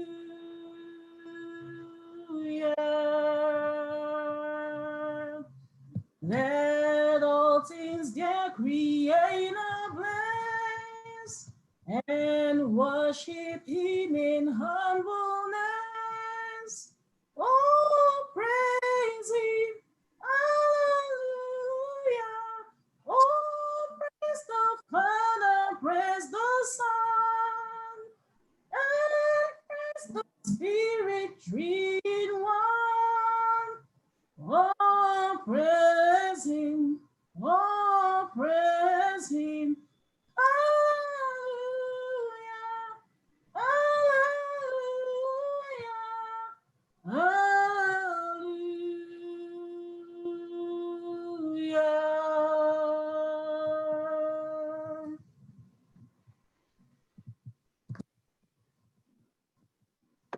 Amen.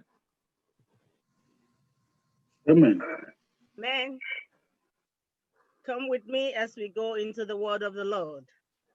Our scripture reading this morning is taken from the book of Philippians, chapter 4, 6 and 7.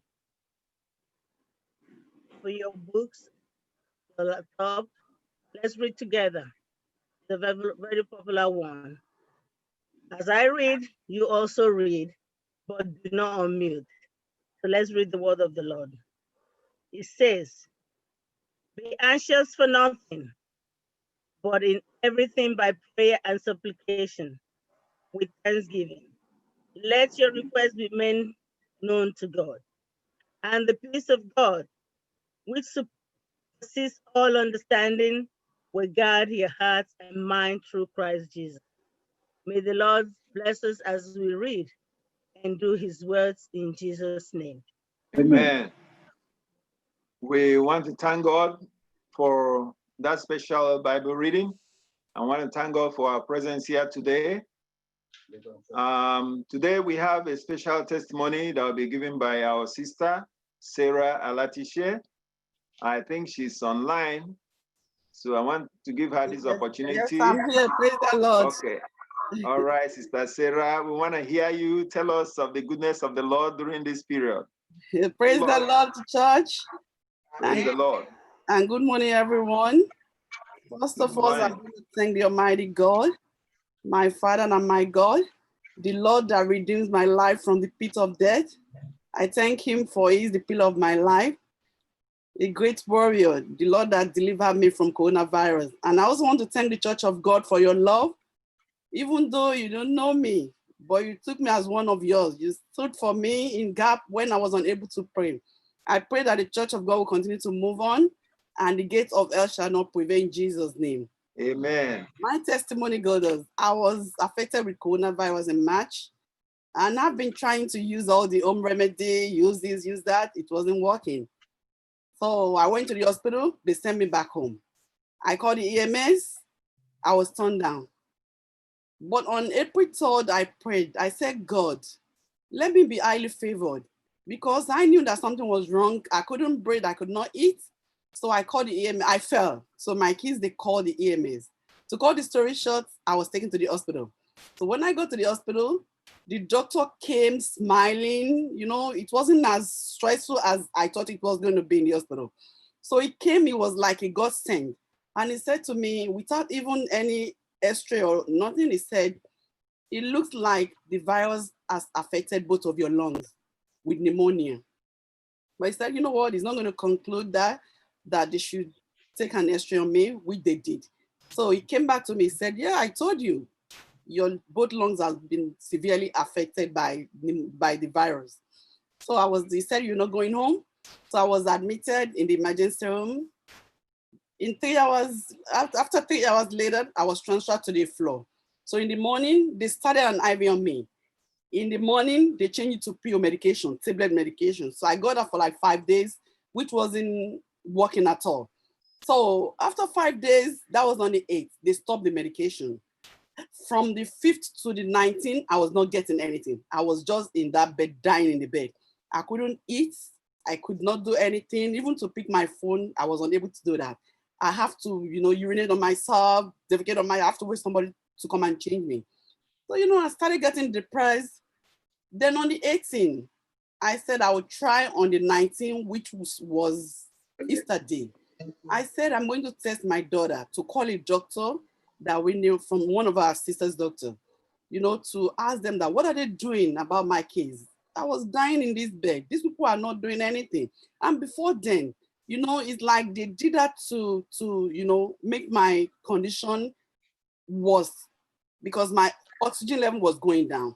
And all what they're concerned about was to intubate me. So they'll be coming to me that, oh, you have to be intubated. I said no, even though I could not talk, but I can still make my decision. So for like 3 days, it was tough. When the doctors are coming, you've seen 3-4 doctors in your presence telling you that you're going to do this. Even some of our doctors that we knew from outside, they were testing my daughter that they should do it, they should put me on ventilator, but I said no. To cut the story short, on Easter day, that Sunday morning, I had a dream. And in my dream, I saw this very old man like a giant. I couldn't even see his face. I was on the floor like crying. And he pointed to me, asking, it was like they were in a conference room, the doctors with their lab coats. So he was asking them, like pointing to me, said, I'm a great physician. Then he was asking them, what are they doing about this woman? That is what I remembered. So when I woke up in the morning, a doctor came and tapped me and he said, Sarah, are you okay? I said, no. I said, please start an antibiotics on me. Or what I was thinking in the night. And the doctor said, Sarah, everything has been planned. We're going to start multiple antibiotics on you. And they did. Before you know it, they brought a machine with about 3-4 bags of antibiotics. They started it and it came again. He said, you know what, Sarah, you are not getting any help here. I'm taking you to the ICU. Since on the 3rd till on the 19th, that was when they took me to the ICU. I could not walk. I was there in the bed, couldn't do anything. So when they started the treatment, my condition started improving. Still, I can't walk. I was just in the bed. Then I started eating. I was able to chat to call my family. Another miracle, I was discharged on the 30th. They wanted to send me to a rehabilitation center, nursing home for therapy. I refused. I said, no, I'm not going. I prefer to come home. And where I live, we have stairs. So I was thinking, how am I going to be able to do it? I can't walk and there's nobody to help me. But I came home that night. In the morning was May 1st, around 5 a.m. I woke up, I want to use the bathroom. I usually use a pad, like the adult breathe, diaper to urinate. But I called my daughter. I prayed before I called my daughter. I said, God, the Bible says that those who wait on you, you will renew their strength. I said, God, renew my strength. I want to walk. And I told my daughter to bring a cane. She gave me the cane and I stood up and I lifted my leg. I lifted my right leg, lifted my second leg, and that was it. And since then, I started walking. Hallelujah. My third miracle was this. I came home with oxygen because they told me that my lungs has been severely damaged. So the prescription they gave me was to get it for 98 months. When I calculated myself, that would be 8 years and some months. Sometimes I cry to God, people are praying for me. But on July 16, July being the month of perfection, God perfected what he has started in my life. I had a dream, another revelation, that I was in the hospital. They performed a surgery on me and I wanted to leave. I still have my oxygen tube in my nose. So the person came, dressed. I couldn't see the person's face. And the person said to me, no, you can't go. And he brought a tube, flushed both my nose, took the tube out. And he said, I heard that voice clearly that you are now okay. So when I woke up in the morning with faith, I told my daughter, turn that oxygen machine off. And I turned it off on the 16th. I didn't tell anybody anything else in the night. And I asked my kids, I said, do you notice that I didn't use the oxygen since morning? And I told them what happened to me. And since then, my Lord perfected my healing, no more oxygen. Amen.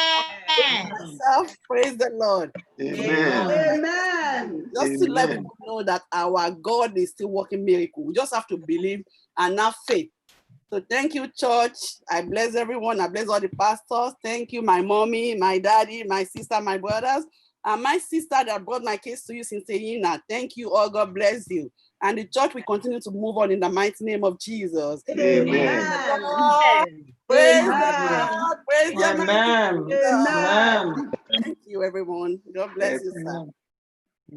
We thank God for his healing, for his mercy, and for his special grace on our sister, Sarah Alatisha. We pray that the Lord will continue to do more unto you and also to others in Jesus' mighty name. Amen. Amen. Amen. Amen. Thank you, sir. Sister Loma. Thank you. For me this consolate, where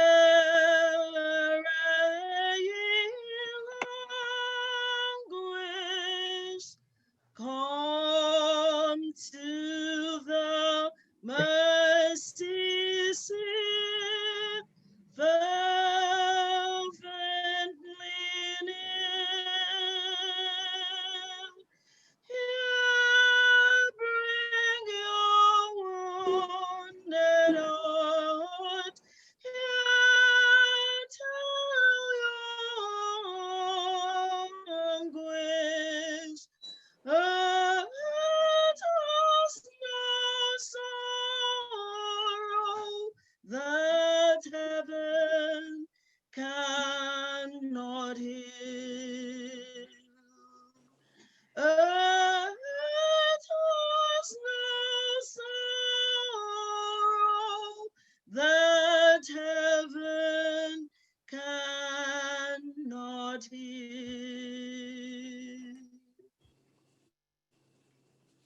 Okay, this is the time that we seek the Lord's face, that we call upon him. This is the time that we present all our issues all through the week. This is when we bring it to the Master. I know you may have been, turned around and then moved around this week, but in all that turbulence, this is just the time of peace. This is where we surrender and resign everything to the Master.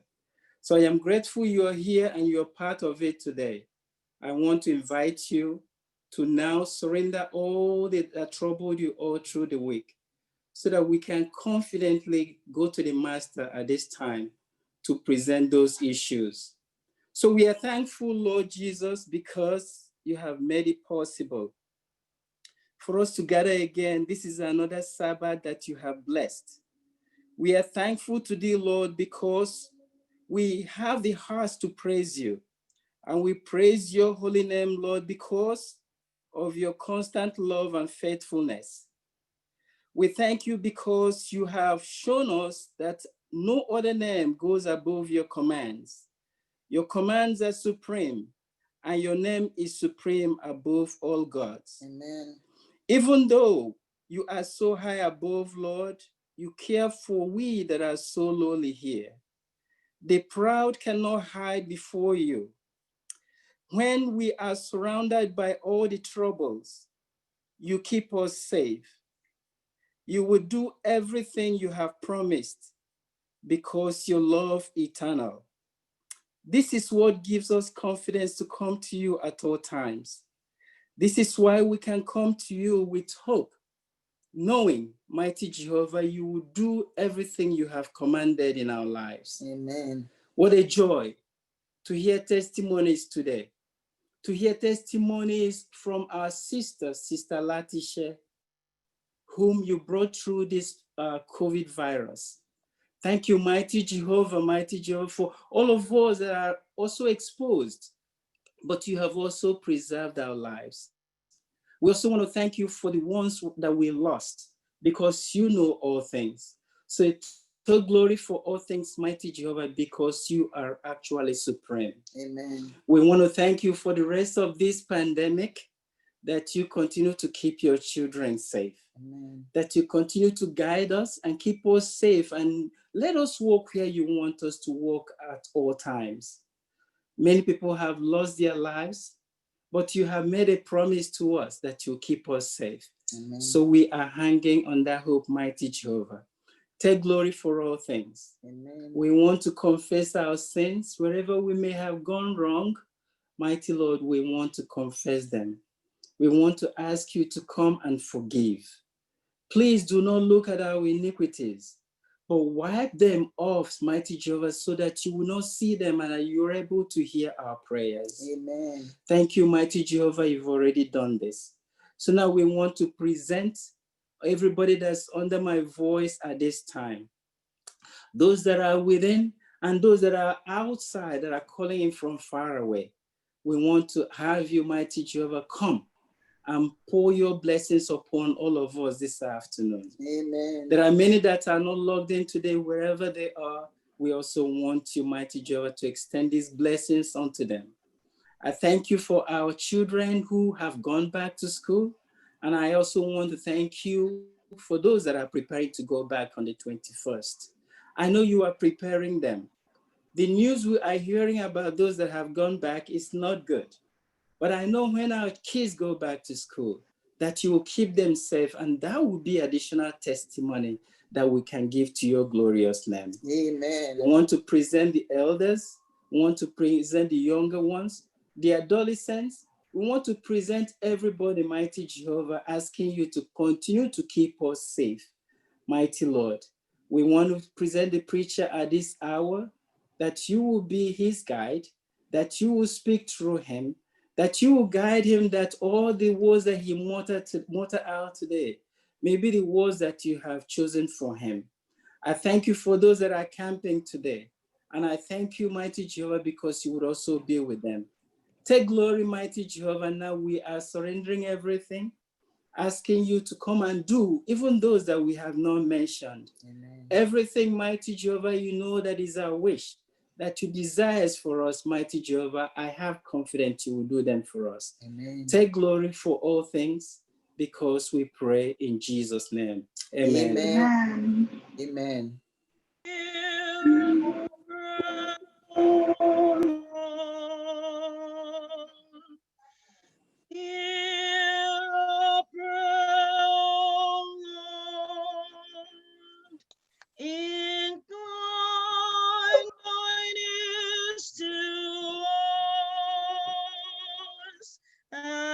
grant us thy peace.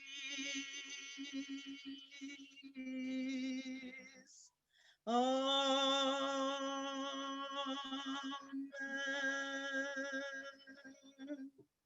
Amen.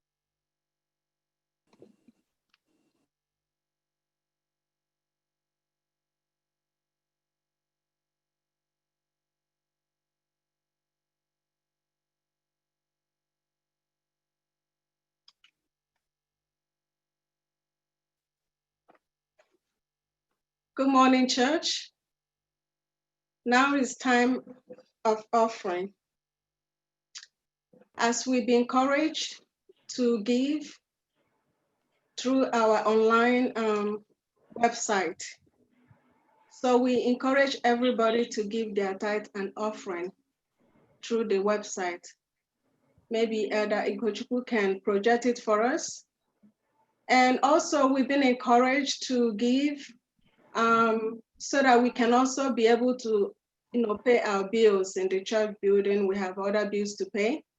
Not only giving the tithe, we are being encouraged to support the church. We invite our friends worshiping with us today to also please give as God has blessed you. As the Lord has encouraged us to give in the book of 2 Corinthians chapter 9, verse 6 to 7, it says, He who sows sparingly will also reap sparingly, and he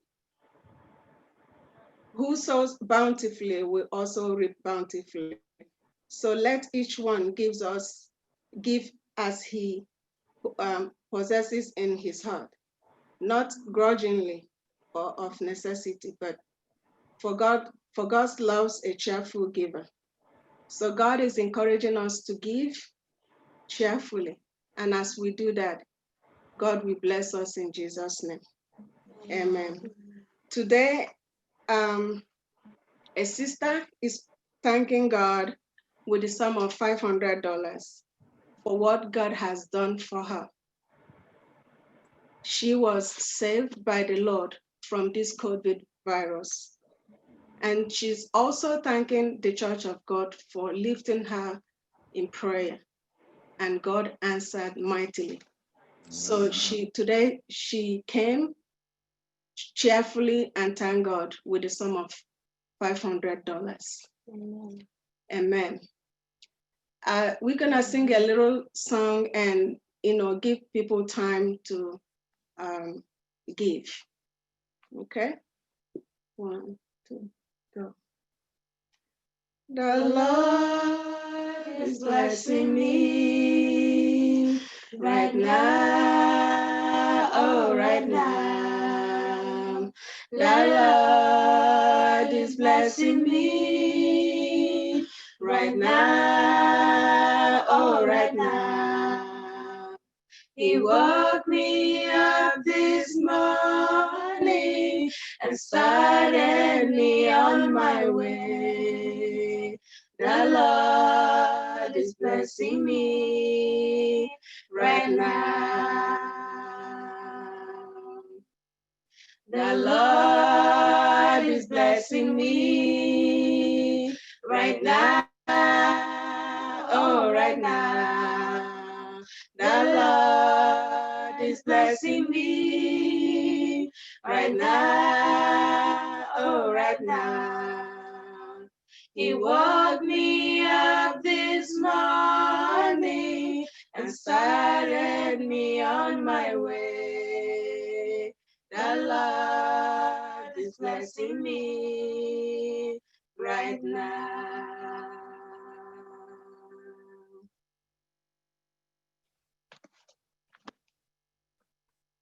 Amen. Amen. Amen. We thank God for another day. You as thy own. We give you thy own. Whatever it may be, all that we have is thy alone. Our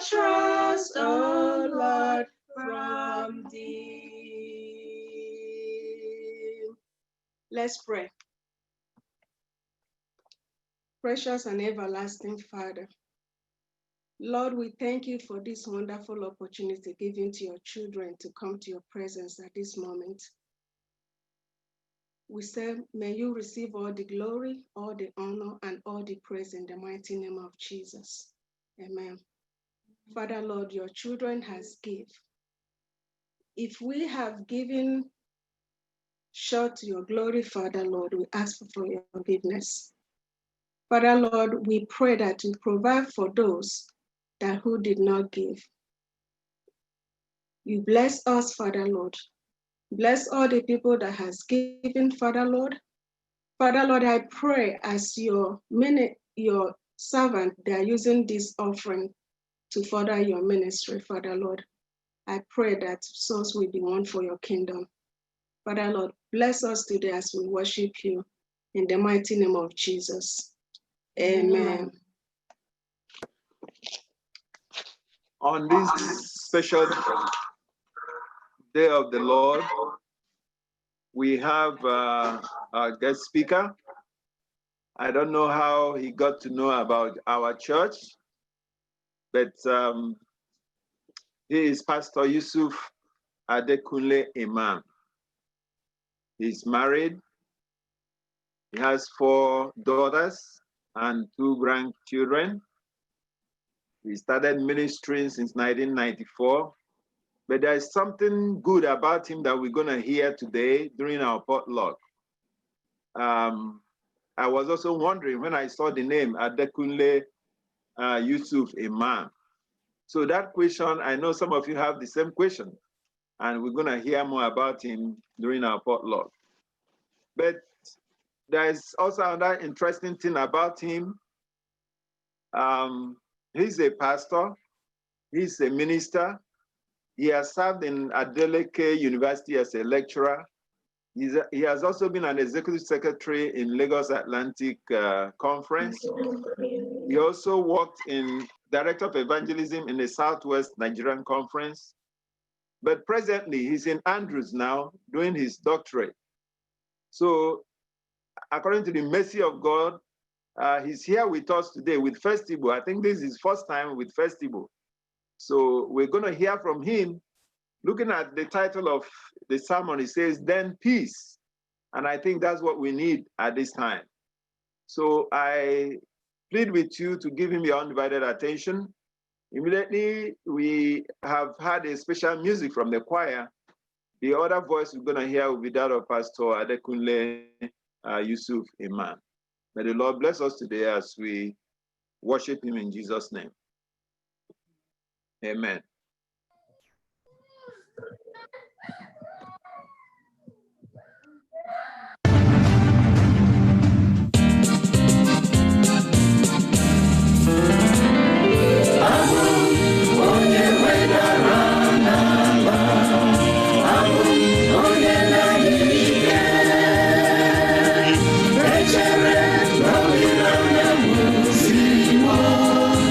Jesus,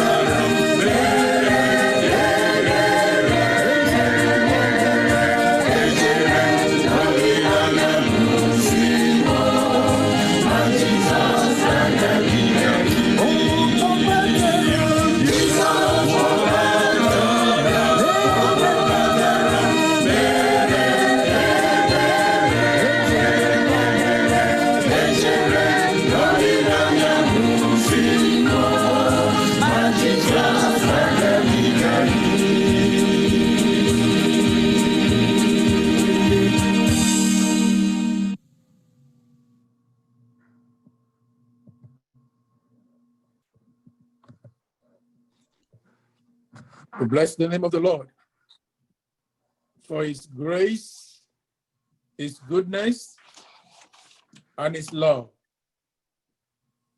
We thank God because he's a faithful Father and a merciful King. God is good. And every time, our God is always the best. I greet you all. And as Madunele Ndewono Sabatoma, and may the goodness of God continue to abide with you all. Our Father is a faithful God. Someone would add a little bit of Igbo because I've worked with a Papa Church. I've had a wonderful time there also. Related with so many people in the East, and thank God for this time. The pastor happens to be a lecturer of mine back then in Aswa, and so I got to know the family well. And I want to thank the church for this special opportunity. As we go into the world we live in today is filled with pain, disruption of life, discouragement, confusion. We all cry for one thing to overcome all, and that is peace. And that's what we're going to look out. Is it that God has promised us his peace? Shall we pray? Father, we ask, oh God, that the Holy Spirit will speak to us this day. Minister to us and help us, Lord, to understand your peace, that which you give, which surpasses every human understanding. Keep us in tune with you, oh God. I pray in Jesus' name. Amen. Amen. As I go on, I also want to welcome my wife. She's online from Nigeria. Mrs. Yetunde Imam, she's online with us. She's worshiping with us today. I told her I'm preaching here, and so sent her the link, and she joined as she was also worshiping with us. I'm sure my children also are there with her. Yeah, the situation in the world today, especially here in America, first of all, is something we cannot explain what is going on. You open the TV, you listen to the news, you watch on the social media, it is one unrest or the other. I was listening to the news late yesterday night and could hear what's going on in California and in the state of Oregon, the wildfire, a whole county being almost wiped out. A whole settlement completely wiped out. A wildfire that happens in the whole year has happened within some few days, and it's still raging, and they don't know when it's going to stop. They don't know how even to combat it. Nobody is at peace up there in Oregon and in California. So the hearts of men are failing. Nobody knows what is going to happen. Before that came, we are already battling with a virus that nobody understands how to even to overcome it. It took the whole world by storm, swept off the wisdom of men, and men are running up and down from pillar to post to find a cure. We need, cover up. No, yeah, this will do. Oh, that will do. This home remedy will work. No man is at peace. You are afraid even of the next person coming around you. You are that's the anxiety is so high that we don't even know what next to do.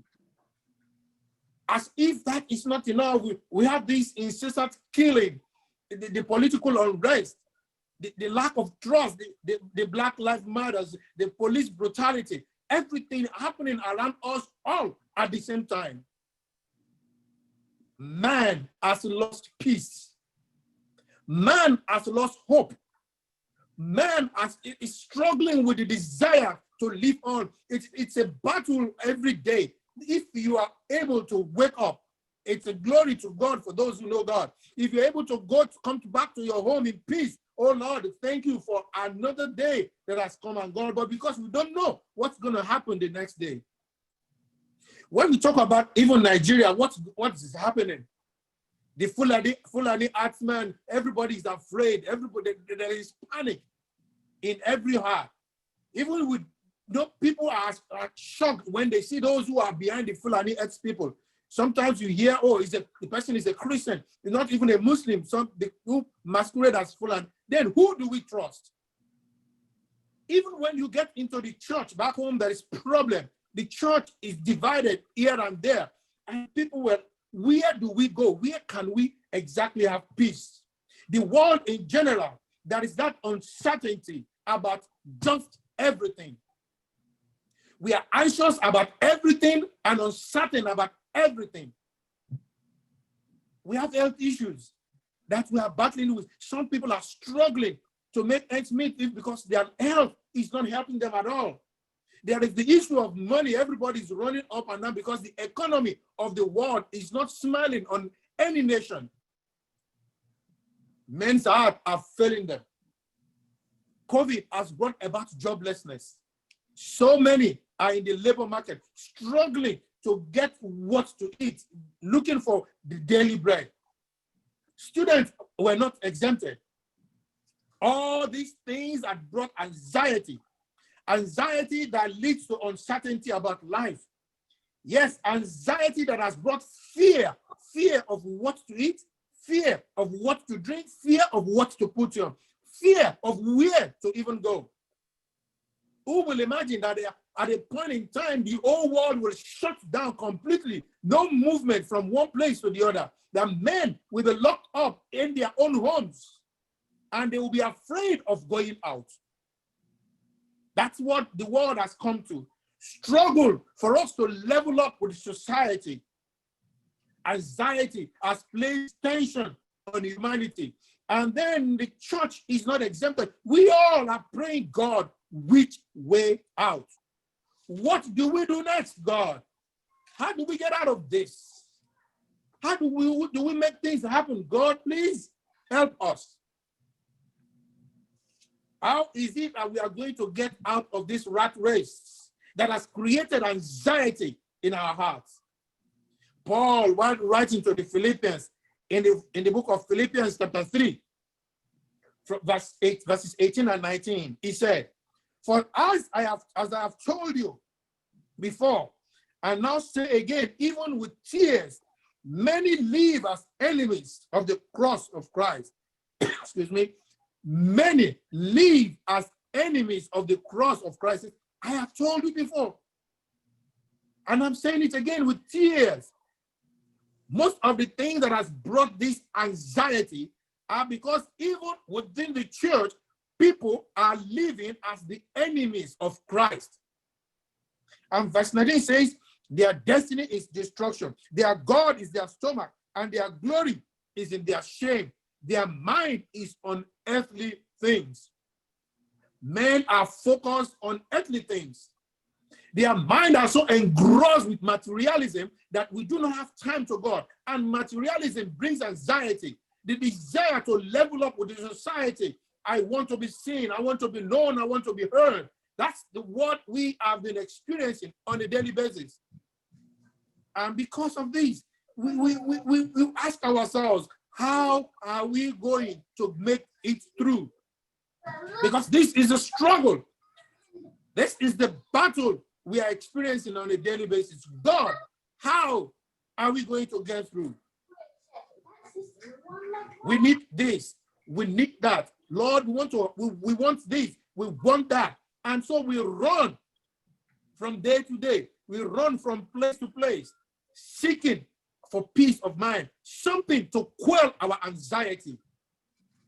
You know, but when we run and run and run, God is always there, never moving, never shaking, because he's always in place. And then the words of the psalmist came to me.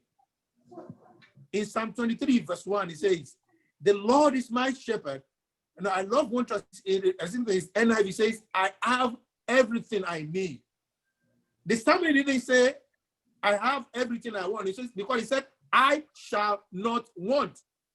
In other words, want is not a problem. Need is a problem. And once our needs are met, then we should have peace. So what is creating anxiety is our want. Want of what we don't even need. You know, I've had experience of people craving for something, and they want to do anything just to get that one thing. And when they have it, and they ask themselves the question, why did I even rush to get this? I don't even need it. And the reason why we want those things are because we are looking at other people, working by other people's time. You know, some of my friends, when they come to my room, they look at my wall clock. I always tell them, hey, you are looking at another man's time because you can't understand it. Because my time, if you look at your time, say, oh, I'm late. Because that's not your own time. I set the time there to guide my own movement.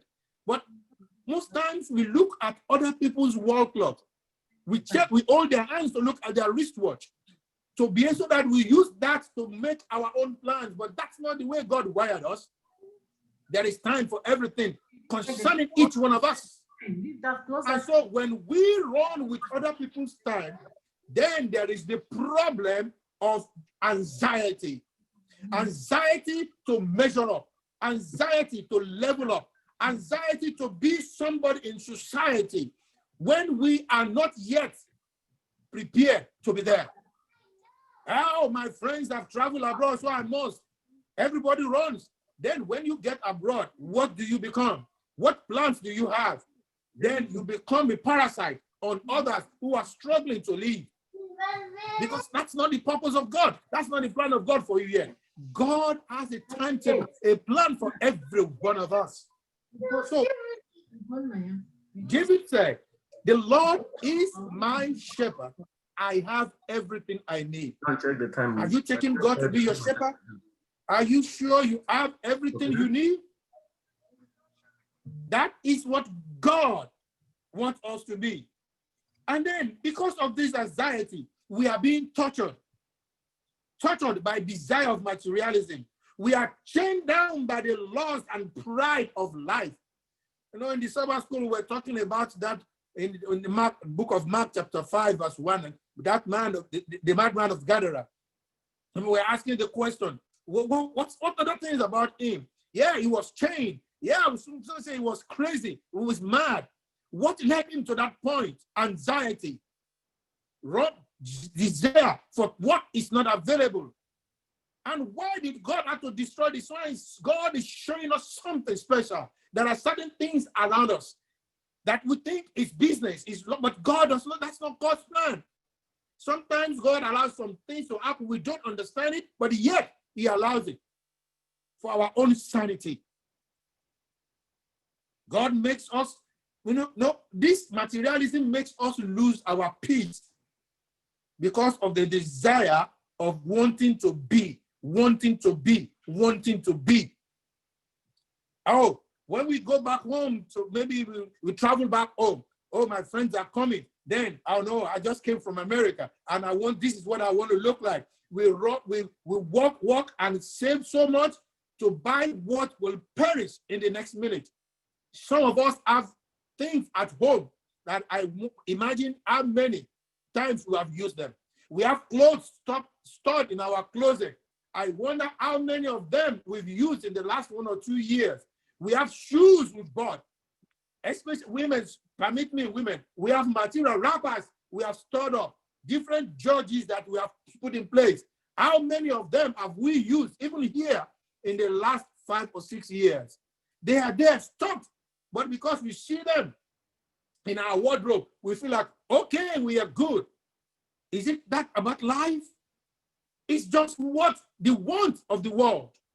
The want of, yes, and this want are taking away our peace, that we have sleepless nights. But Jesus has something special for us. Concerning this anxiousness, this anxiety of life that has taken away our peace. If you turn with me to the book of Matthew, chapter 6, you read from verse 25. I want you to understand what Jesus is saying to us, not only to me, not only to you, but to each one of us. If you read from verse 25, he said, therefore I tell you, do not worry. You know, I love that statement. When Jesus says do not, he means do not. So what's your stress? Why are you troubling yourself? How many of us by worrying can add anything? Nothing. It says, do not worry about your life. But somebody asked me, then do I sit down and not work? No, no, no. That's not what Jesus is saying. It's not about work. Work is part of what God has given us right from the Garden of Eden. But outside work, we have so many other worries we have added to our life. That's what Jesus is saying. You know, we worry so much about what I'm going to eat, what I'm going to drink, or what am I going to put on? How am I going to get there? How am I going to get this? Jesus says, don't worry what you will eat, what you will put on, what you will drink. Is not life more important than clothes? What God wants us to worry about is the kingdom. Worry about the kingdom, that when all these material things are done and gone, will your life still be there? That is the key thing. Will your life still be there? When you have worried so much about these material things, you do not have time to worry about God. So when all the material things, all the wants of this world are gone, will your life still be there? That's the question God is asking you. Don't worry about these things. He says, wait a minute, take a look at the birds of the earth. They don't have a farm. Not at all. They don't have a car. They don't sow. They don't reap. But yet God provides for them. I remember the story of one of our pastors when he was there in Andrews then. I was still back home. You know, he said it was one of his, I think his last season in school. No hope of where he was going to get money. He called home. They told him from home, he was from Cameroon. They told him from home, sorry, don't call anybody. We have nothing to give. And he was like, this is the last semester. What am I going to do? He said one Sabbath afternoon after church, he was just wandering around on the campus. And then somebody had forgotten to lock a tap. And the grass was filled with water. And while he was, how can somebody be so stupid to leave this water running since Friday? But all of a sudden, he saw birds coming in, flying in, bathing in the water, enjoying themselves. And he was like, while he was there watching, and he remembered, God told him, look at the birds. They don't worry. They don't have fun, but somehow, somewhere, God made provisions for them.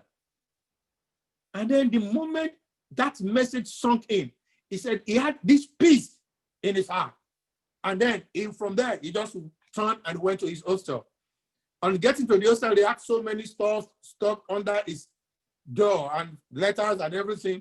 He just packed them and dumped them on his bed. But somehow he noticed something special, an envelope. When he saw the envelope, he said, wow, what's this? He opened it up, just exactly what he needed to pay his school fees. And he was like, so God, why have I been so much worried? If I had known this, I wouldn't have worried myself. Yeah, worry is part of life for man, but yet God says, do not worry. Don't let the worry take over your life, because worry brings anxiety. When anxiety comes, our peace is gone. I tell you, I've experienced it. I will share my own experience too. Anxiety, when anxiety comes, it takes away our peace. And when peace is gone, we are disoriented. We get disorganized because we cannot put anything together again. God said, why do you worry about clothes? Look at the birth, the lily of the field. Very beautiful. Today they are beautiful, tomorrow they are gone. We throw them into the oven, or we cut them down. We take our lawnmower, we clear them off the ground, they dry off. But yet tomorrow God makes them up, bring them up again, and they are beautiful. So why worry? How many of us by worrying can add just a little to his life? Not at all. We cannot. But what do we worry about? Look, if you go down to verse 33, it says, but of Matthew chapter 6, says, but seek ye first the kingdom of God and his righteousness, then all these things you worried about will become added thing to you. You know, back home we used to sing all these things on Najara, because God will add them to you. When you worry about his kingdom, is your name written in the book of life? Is your family, are your family members working with God? Are you right with God? These are your worries every day. These are the things that should occupy your mind, occupy my mind. Am I in the right frame of mind with God? Am I, if the trumpet should sound now, am I prepared? These are the things that should occupy our minds, not materialism. Do we need clothes? Yeah. Do we need food? Yeah. Do we need water? Yeah. Do we have to work? Yes. But must that take preeminence over the kingdom of God? No. The kingdom of God, the Bible says, kingdom of God first and righteousness. Many of us are worried about the kingdom, but we lose focus of righteousness. We walk on our own. We attend church. Yeah, that's the kingdom of God to us. We are in church. We are active in church. But is our life testifying to what we are proclaiming? That's another thing we should worry about. These are things that we should worry about, because these are things that takes away our peace. Jesus said, wait, we worry so much about tomorrow, about next year, about 5 years to come. But he says, don't worry about those ones. Verse 34 says, don't worry about tomorrow, for tomorrow will worry about itself. Today has got enough stress. Today has got enough stress to worry about. So don't worry about tomorrow. Let tomorrow take care of itself. That's what God wants us to know. No wonder Jesus said in John 14, verse 27, he said, hey, wait a minute. By the time he was leaving, he was giving his disciples the parting words.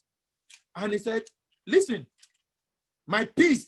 Before I read that, I want to go to John 16:33. Jesus said, in this world, that you will have what? Tribulations. But he says something before that. He said, I have told you these things so that in me you may have peace. I have told you these things so that in me you may have peace. But in the world, there is trouble. So God did not just leave us empty. He has given us everything we need. You know, I love what it says in 2 Peter 3. 2 Peter chapter 1, verse 3. It says, everything we need for life and godliness, God has made available to us. So that's why he says, in the world, there is no peace for you. But with me, there is peace. And then in verse 27 of John chapter 14, he told his disciples, and he said, verse 27, he says, peace I leave with you. My peace I give to you. I do not give to you as the world gives. Because if the world gives you peace, they will take it away 100-fold. He says, I have given you peace, not as the world gives peace. And what did he say next? Let not your heart be troubled. Do not be afraid. In other words, don't worry. Don't be afraid. Don't be anxious about anything. Let God handle every situation for you. Yeah, let God handle every situation. As I round up this moment, I want to end up with a text we read in the book of Philippians, chapter 4. You know, when verse 4 is something that we say, we sing, we say it, but do we practice? It says, rejoice in the Lord always. And again, I say, rejoice. Even in the period of uncertainty, God says, rejoice. When you don't understand what is coming next, God says, rejoice. When you are confused about the situation present before you, God says, rejoice. When you don't know how the next food will come on your table, God says, rejoice. Let me share this experience of mine before I read that text. This very semester was, because of the COVID summer, I've taken summer off school that, oh, I'm going to work, raise some funds so I can pay my fees for this semester. That the COVID came, and even before this last semester was done, COVID came, and the whole summer was a mess. And then the fall semester came, and I was like, wondering, God, how am I going to do it? Whom do I reach out to? Because all hope was gone. I prayed, and I was getting anxious, because that was where this message came from. I prayed and I was getting anxious of God. How am I going to register? Raise 7,000 something within how many days? Where is it going to come from? I'm not sponsored, I'm by myself. I reached out to some of my friends. Finally, somebody said, okay, I will assist you. I'll give out 1,200 to you, but you'll pay me back. I said, that's no problem. At least when school, everything resumes, I can work and get back the money. Somebody, friend of mine said, okay, don't worry, I'll give you 800 to assist, put 2,000. I said, okay, I got 2,000. Okay, I just went to the school bursar. I paid him to the 2,000. I went to our vice president for financial affairs. I said, I've paid. He said, how much? I just gave the receipt, 2,000. That's all I can get. And this COVID did not allow me to work. He said, she looked at me and said, forget the COVID. And then I was about going, he said, hey, come, I'll put your name for a scholarship. And I was like, scholarship, how much did they give? 500, 1,000. I said, okay, thank you so much, but I will clear you for registration. Don't worry, you are cleared for this semester. You can go to class. 2 weeks later, I got a mail from her. The balance of the money was cleared, 5,000 plus. Who did it? I don't know. Don't ask me because I don't know. Even my house rent that I could not be paid almost 3 months, she added, your house rent for the period also has been cleared. And I shouted, I said, Lord, how did you do that? Because with me, I don't know how it's going to happen. But God said, when you trust me, I take care of you. You worry about my kingdom, I take care of all your worries too. And that's how God said, the woman said, you do not need to worry about anything for this semester. You are free and clear. That is God in action. And the text that came to my mind was this text. Philippians chapter 4, verses 6 and 7 says, do not be anxious. I'm reading from the New International Version. It says, do not be anxious about anything, but in everything, by prayer and petition, in thanksgiving. The emphasis is in thanksgiving. There's something, I always tell my friends, they ask me, how are you going to register? I said, don't worry about me. I'll register. I don't know how. But you don't have money. I said, don't worry. And each time I go to God, I always tell Lord, thank you, because I'm going to register for this fall. How am I going to do it? I don't know, but it's your problem, not mine. So when God did it, it came clear to me. He says, don't worry about anything, but in everything by prayer and petition, with thanksgiving. Even when you have not seen it, thank God that it's there. Even when you have not experienced it, thank God that it's there. That is what God wants you to know. He says, with thanksgiving, then present your request to God. And then the key verse, and the peace of God. When you have given everything to God, it comes through for you. And the peace of God, it gets to a point where you trust God so much, you have peace that people begin to ask you questions. Even though you have not seen it, but you are speaking faith. You are living faith, you are walking faith, and you are trusting God. I'm not saying everything comes like for everyone, but God never fails. He never disappoints his own children. They say, and the peace, when God comes through for you, you will have peace that humans cannot understand. When my sister was sharing that testimony, I could really relate along with her because she experienced a kind of peace that nobody could understand. Because God was connecting with her and she was having that confidence and peace.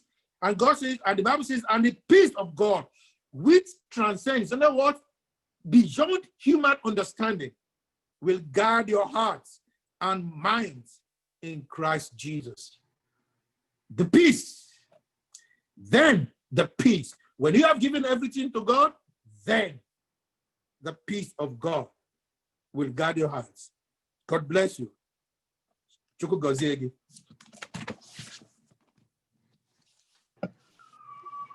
Amen. Amen. Beautiful. And amen. Amen. Sabbath to a close by singing from our hymnals, SDH 466, Wonderful Peace. In the depths of my spirit tonight rose a melody sweeter than song. In celestial like strains it unceasingly falls. Oh, my soul like an infinite calm. Peace, peace, wonderful peace, coming down from the Father above. Sweep over my spirit forever, I pray, in fathomless billows of love. What a treasure I have in this wonderful peace, very deep in my innermost soul, so secure that no power can mine it away, while the years of eternity roll. Peace, peace, wonderful peace, coming down from the Father above. Sweep over my spirit forever, I pray, in fathomless billows of love. I believe when I rise to that city of peace, where the altar of peace I shall see, that one strain of the song which the ransomed will sing, in that heavenly kingdom will be. Peace, peace, wonderful peace, coming down from the Father above. Sweep over my spirit forever, I pray, in fathomless billows of love. Weary soul without gladness or comfort or rest, passing down through the pathway of time. Make the Savior your friend ere the shadows grow dark, or accept of this peace so sublime. Peace, peace, wonderful peace, coming down from the Father above. Sweep over my spirit forever, I pray, in fathomless billows of love.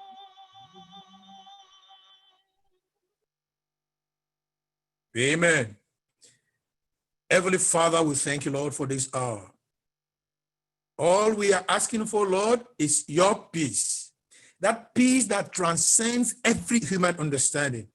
Even in the face of adversity, that peace that keeps one going, keeps one moving. Walking in the midst of danger without fear. The psalmist says, though I walk through the valley of the shadow of death, I will fear no evil. Because God, when you give your peace, man cannot understand. Even the devil cannot take it away. So Lord, we thank you for this peace that you have granted unto us, and help us daily to learn not to worry, but to surrender. Lord, because why we worry so much is because we have not totally surrendered. Father, help us, Lord, not to learn, not to worry, but to surrender every need of ours, and to get away from the habit of running after wants. The Bible says, the Lord is my shepherd. I have everything I need. What we need, and the prayer is, Lord, give us this day our daily bread. Our daily bread is what we need for the day. Tomorrow has enough worries, but Lord, give us today what we need to survive, to take one day at a time. Let this peace be in our heart. Oh God, I pray for all who have bereaved during this COVID. Jehovah God, that your peace will reign in their hearts. You will comfort each family, Lord. You will sustain those who are left behind, and your protection will be sure over your children. Father, Lord, that you will stop this plague in and around us, oh God, and grant us total victory. So many are struggling because of this COVID. The COVID has brought a lot of difficulties, but Father, teach us to surrender all to you. For I believe that when you take it over, the best is what we get. So Lord, teach us, Lord, to empty everything to you, Lord, so that we have the best at the end of it all, so that our testimonies will be complete and full. Thank you because you do this, oh God. We have many things we ask for in the corner of our room. Father, I pray that you will, who hears in the secret, will answer us in the open. Build our faith and help us to be strong in you, oh God, to be worried about your kingdom and draw others to your presence, so that together, when the trumpet will sound, we all will be with you in heaven, rejoicing, where peace will be so sublime and no evil will never be. Thank you, Holy God, for we ask in Jesus Christ's name. Amen. I will follow thee, my Savior. Well, sorry, my Lord may be. Well, thou goest, I will follow. Yes, my Lord, I'll follow thee. I will follow thee, my Savior. Thou didst shed thy blood for me, and no call men should forsake thee. By thy grace, I'll follow thee. Amen. Amen. Let's bow for a moment of meditation, a time when we have one-on-one with our Master. Speak to him now. Request from this peace. Ask the Lord to shower you and bless you with this peace from above. This is your time with the Lord now.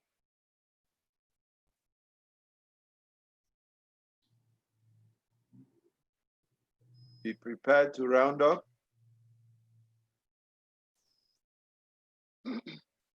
And so, Lord, we thank you that you have used your manservant to bless your church today. We pray that this peace will be sustained in our lives from now henceforth until you return. In Jesus' name we pray. Amen. Amen. Amen. We thank Pastor Yusuf Iman for blessing the Festival Church. And there are a lot of things we need to know about Pastor Iman at this time. And before then, can we see Mrs. Yetunde Adekunle Iman? Ugo, can you spotlight her where she is? You want her to greet the church? It seems she's not on video. Is she on video? Can you? I think she will come on. Okay. Okay, if she comes on, we'll spotlight her. Meanwhile, we want to hear from Pastor Yusuf Iman, members who are here. When you can you see Pastor Yusuf Iman. Okay, that's Mrs. Yetunde. Yeah. Greet the church, man. Hello. Happy Sabbath. Sabbath. Yeah, good to have you worshiping with us. Thank you. Thank you so much. Thank you. You're welcome. Thank you. Okay. So let's hear from Pastor Yetunde. Pastor, we want to hear your story, your background, and how you came up to be ministering in this powerful way. Can you give us a spot? Let's have a spotlight on you, sir. Okay. Well, I was born into a Muslim family, pure Muslim family, and God has a way of preparing you. My secondary school, my primary secondary school were Anglican church school. Because my father, though a very staunch Muslim, yet very liberal, so I had those idea about Jesus all through my primary and secondary school days. But nevertheless, I never had anything to do because also I had my Quranic training, learned to read the Quran and everything.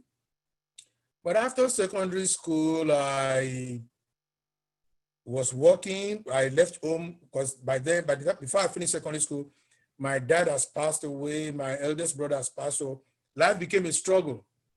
And so I moved out of the house, traveled out, and then working with friends, living with friends, working. So one of those places, I think was in Shagamu.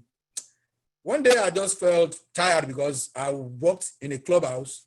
I was a manager in a clubhouse, and one day after a party, I felt empty and tired, and I prayed God to help me. Some days after that, I just came to work. As I entered the facility, everything just went empty, and I just walked in. I don't know why. I just wrote it. I just said, I'm going, I'm leaving. So I left. I went back to my cousin in Lagos. I called, I said, I'm coming back to Lagos. I said, come. And that a friend is of blessed memory now. He's a junior brother to Elder Lekon Gubawo. Before then, I knew they were not Adventists. But by the time I returned to Lagos, this was around 87, 88, they were already Adventists. So living with them, they were going, Saturday, they were going to church. So, and I said, okay, bye-bye. I said, no. He said, my uncle said, no, you can't stay home. We all go to church. For 2 years, I was going to church and I was going to the mosque.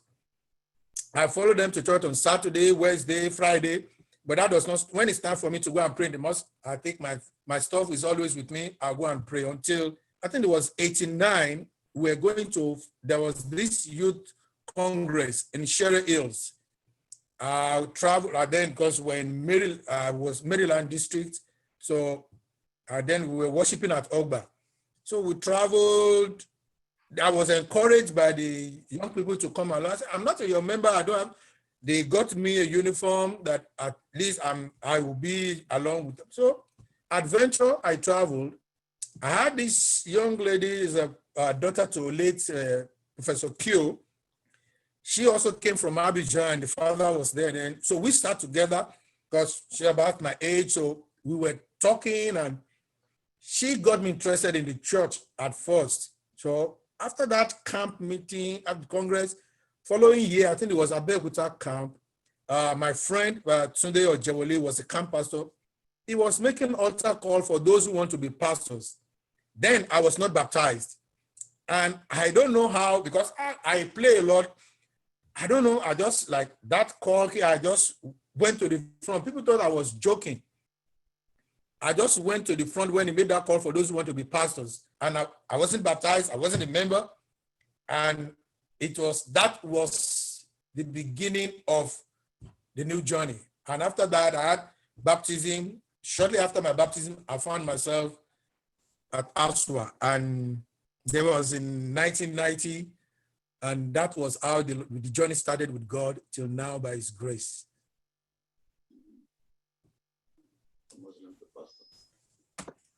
Amen. Anybody has any question for the pastor? We thank God for the leading and for the transformation he had in you and for leading you into the church. And we can see from your profile, you've grown and gone to a big height in the Seventh-day Adventist Church, leading the church as executive secretary in global mission, and also in the conference at the higher level. We thank God for what he has done in your life and what he has used you to do in reaching to so many people this time. So we thank you for being in our midst today, worshiping with us, with your family. This is the First Igbo family. We share our potluck and greet everybody. And I want to tell our members too that the camp meeting is going on. Immediately after this potluck, we're going to switch on to the camp meeting that is going on. So as we spotlight on you now, I want you to greet the church family. We're gonna do that quickly so that we can switch to the camp meeting. So, all right.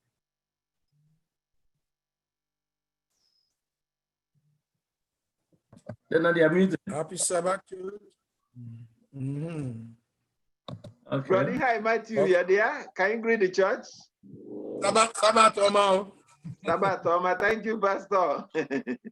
So we thought you were Hausa. We didn't know you were Yoruba. So you're welcome. I'm from Lagos State. Okay, thank you. So let me. Okay, are there visitors? Behind Matthew. Behind Matthew. Is he there? Behind Matthew. Yes, sir. Greet the church. Greet the church.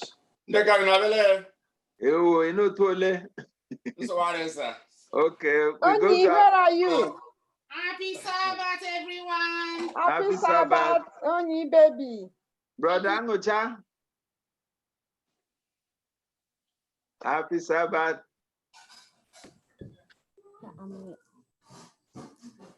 Godfather, happy Sabbath.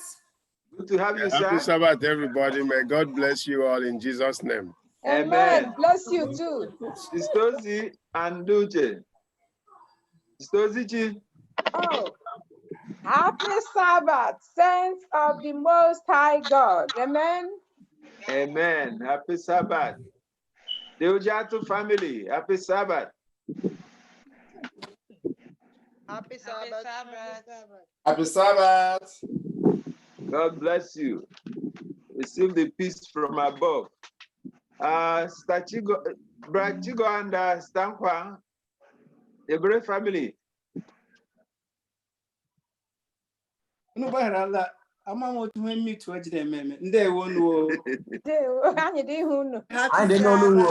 Sabbath, everybody. Happy Sabbath, thank God.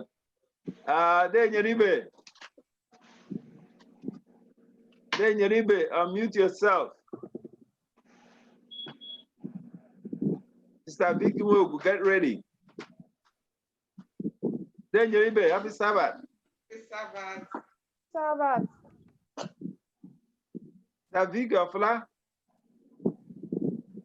Dan Kechi, happy Sabbath. Happy Sabbath. You're muted, Dankechi. Happy Sabbath, everybody. Come on, Chineke bara anyị gbala aha Jesus. Amen. Amen. Yeah, Edamukacha and family. Happy Sabbath, everybody. Kudoduru na Jesus. Amen. Happy Sabbath. Happy Sabbath. Sister Rosalind. Sister Enya, Rosalind Enya, happy Sabbath. Happy Sabbath, everyone. Amen. Happy Sabbath. Rosie. Adam Mabry, happy Sabbath. Happy Sabbath, everyone. Happy Sabbath. Sabbath. Happy Sabbath. Olamumade and Mabiati, happy Sabbath.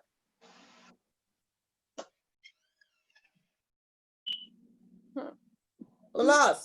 Sabbath. Happy Sabbath. Happy Sabbath. Uncle Vic, Sir Victor Wampa, happy Sabbath. Victor. Wampa. Amen. Dr. Bennett Wampa, happy Sabbath.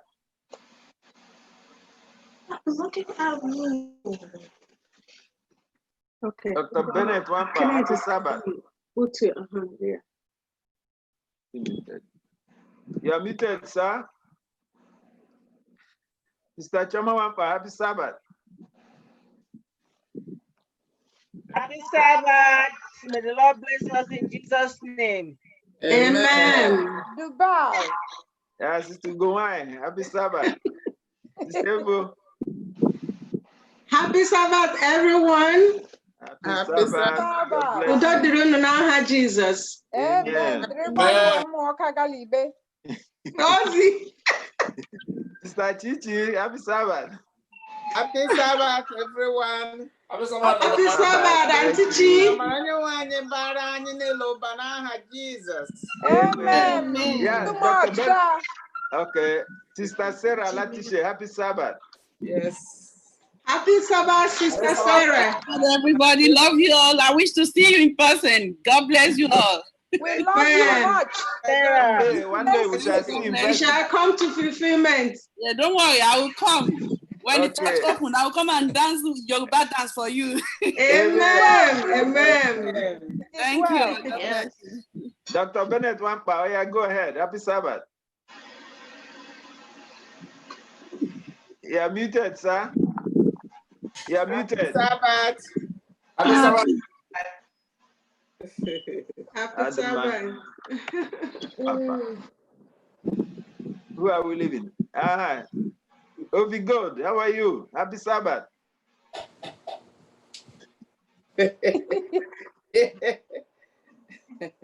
Happy Sabbath, Sister Gold. Sister Gold, greet.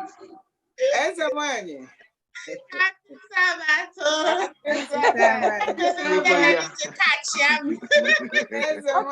I'm not sure about you to walk. Okay, it's the Chama here. Happy Sabbath. Oh, Chama.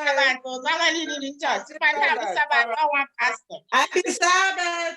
Happy Sabbath. Sabbath. Enzi Wokacha, how are you? Happy Sabbath. Happy Sabbath, everyone. Ezzy, where are Happy you? Sabbath. There you go. Happy Sabbath. Oh, happy Sabbath. Looking Ezzy, fabulous. Ezzy, I need to speak to you.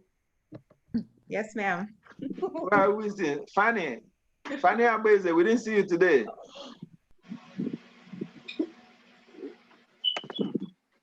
Who are we missing? Brother Ndemeka.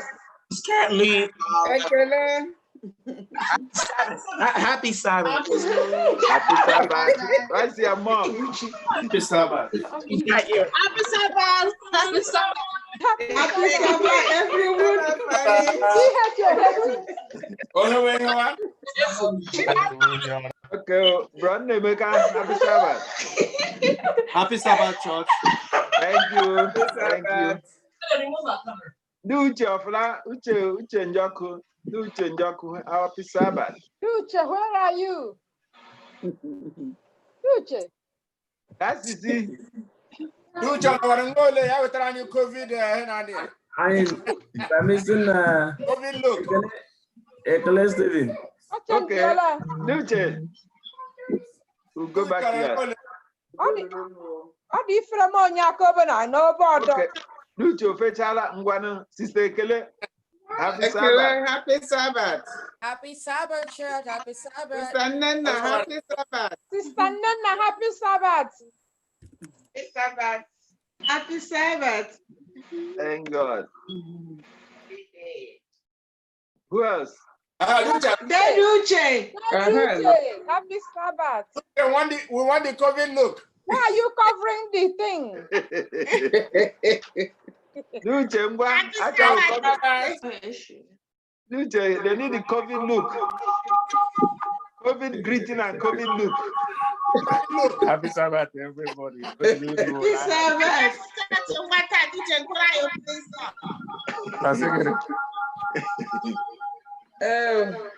Who is echoing? Where are we now? Damage, happy Sabbath.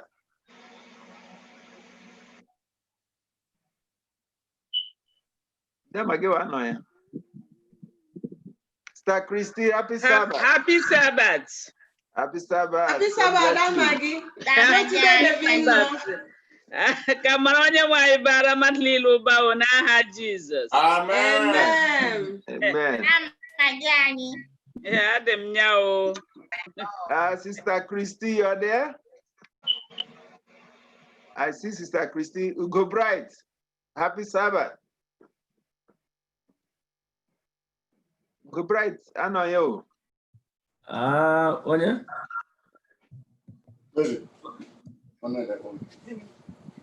Who else is on the line? Anyị na-adị ikwere ekele. Adikwere Uguagu elder. Yeah, he will. Yeah, we'll do it and transfer everything. Okay, happy Sabbath, everybody. God bless you. Happy Sabbath. Okay, brother, God go. bless you. God bless you. Happy Sabbath.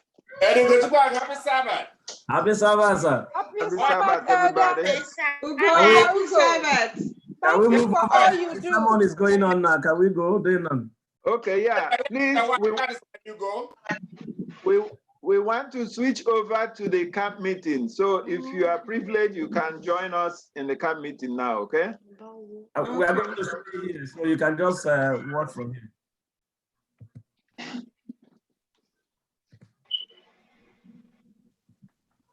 God, so that people can see us as a recognizable, tangible, visible sign of kingdom of God on earth, our society, our community, our neighbor, our homes. This is why I believe Adventism is not about being the best church in the community. Adventism is about being the best church for the community. Amen. Amen. So this is why Jesus said in Matthew 5:16, it said, the same way, let your light shine before others, that they may see your good deeds and glorify your Father in heaven. The thought that we could ever relate to another person in a way that it glorifies God. I mean, that is just incredible privilege and sacred trust. Who am I? I mean, God of the creator of the entire universe is calling us into his ministry. God's calling, because of that, God's calling should affect the way we think, where we work in every aspects of our lives. It is about visiting the new family next door. Yes, it is about caring co-worker facing devastating cancer. It is about liberating people from all the social challenges that are destroying their lives and families. It is humbling privilege and tremendous responsibility and an exciting journey to be taken up in God's great story of redemption. So I don't know when you wake up in the morning what excites you, but here God is calling you to be part of God's redemptive work.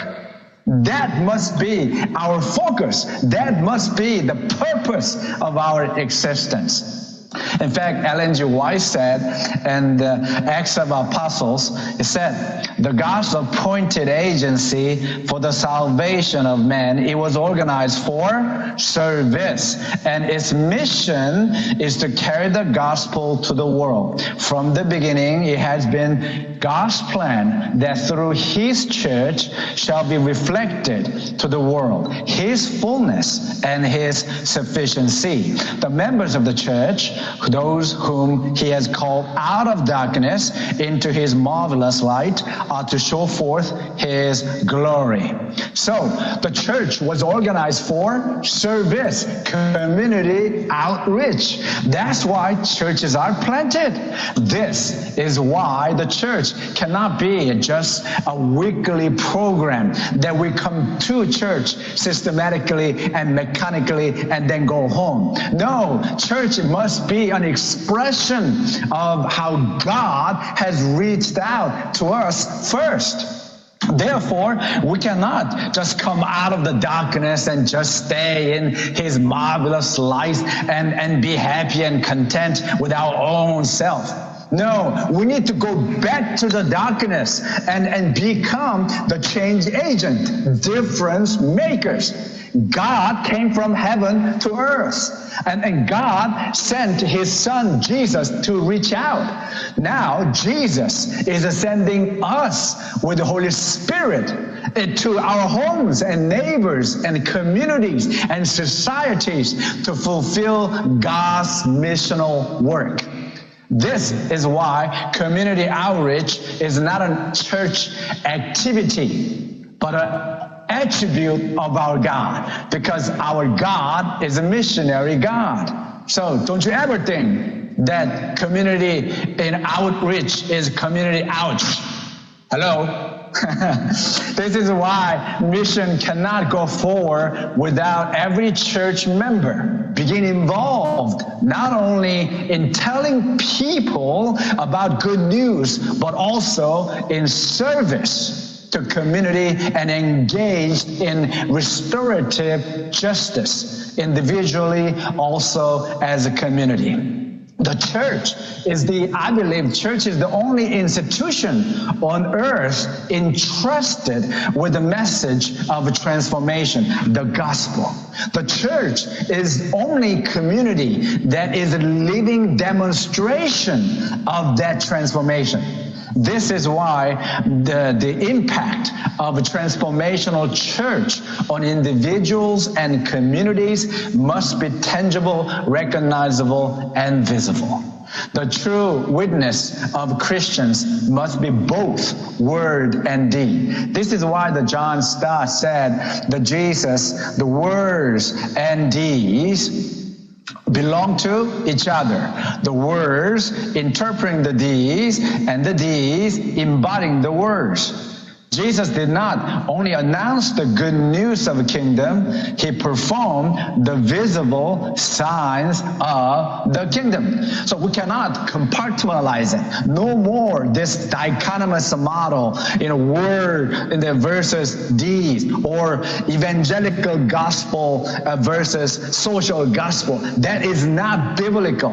It's both. We must pray for God's intervention in our lives and look for opportunities to serve and demonstrate his love by listening to people's struggles and challenges. When we intentionally, sincerely approach people who are disenfranchised, disassociated, and marginalized in our communities, we will witness the changes in their lives and changes in our communities.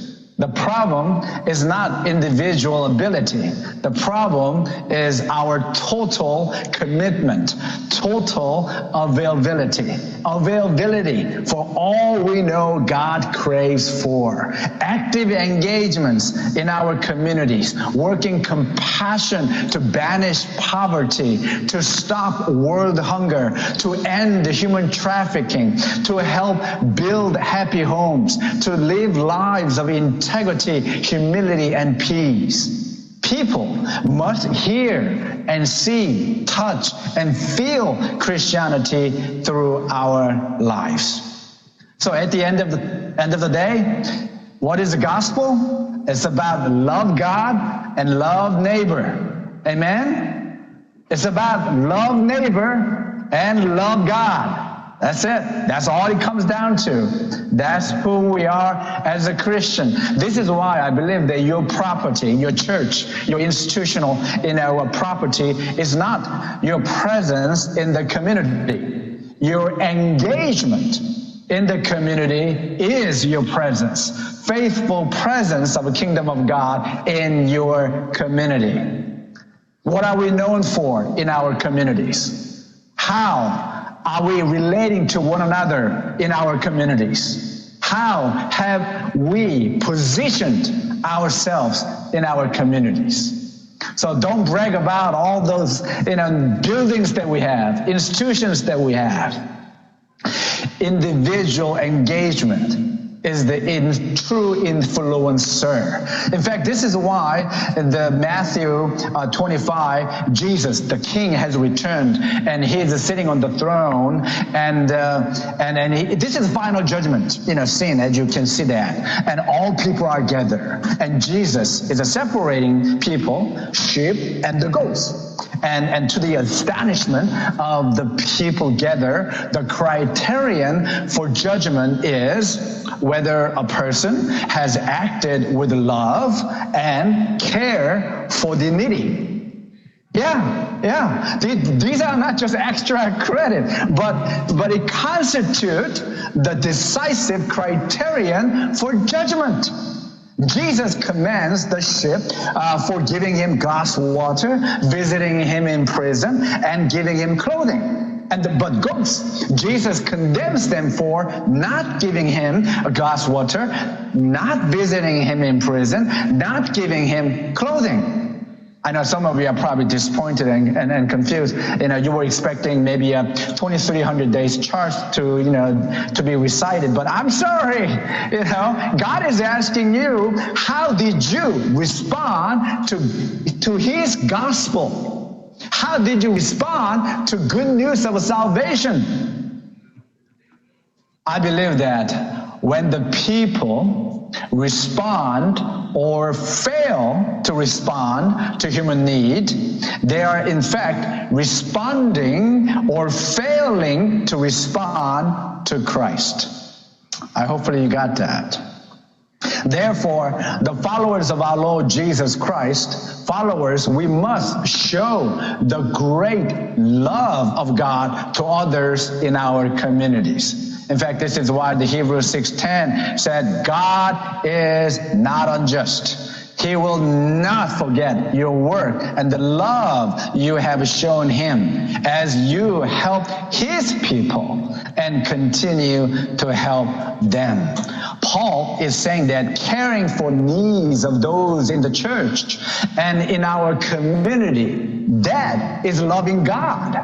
All people matter to God, and they should matter to us as well. Challenge is that we often treat people with respect and dignity as so long as they make any sense to us, or they can soon become like us. Should Christ's love only be extended to those who make sense to us, or look like us, talk like us, eat like us, behave like us? No, we are sent by God to love everyone without question. Being a Christian means being a blessing to the whole world. God is a blessing God. So we ought to become blessing to others. This is why the John 13:34, a new command I give you, love one another as I have loved you. So you must love one another. No blessing from God should be bottled up. The church is a conduit, mediating generously that which it has received. We love because God first loved us.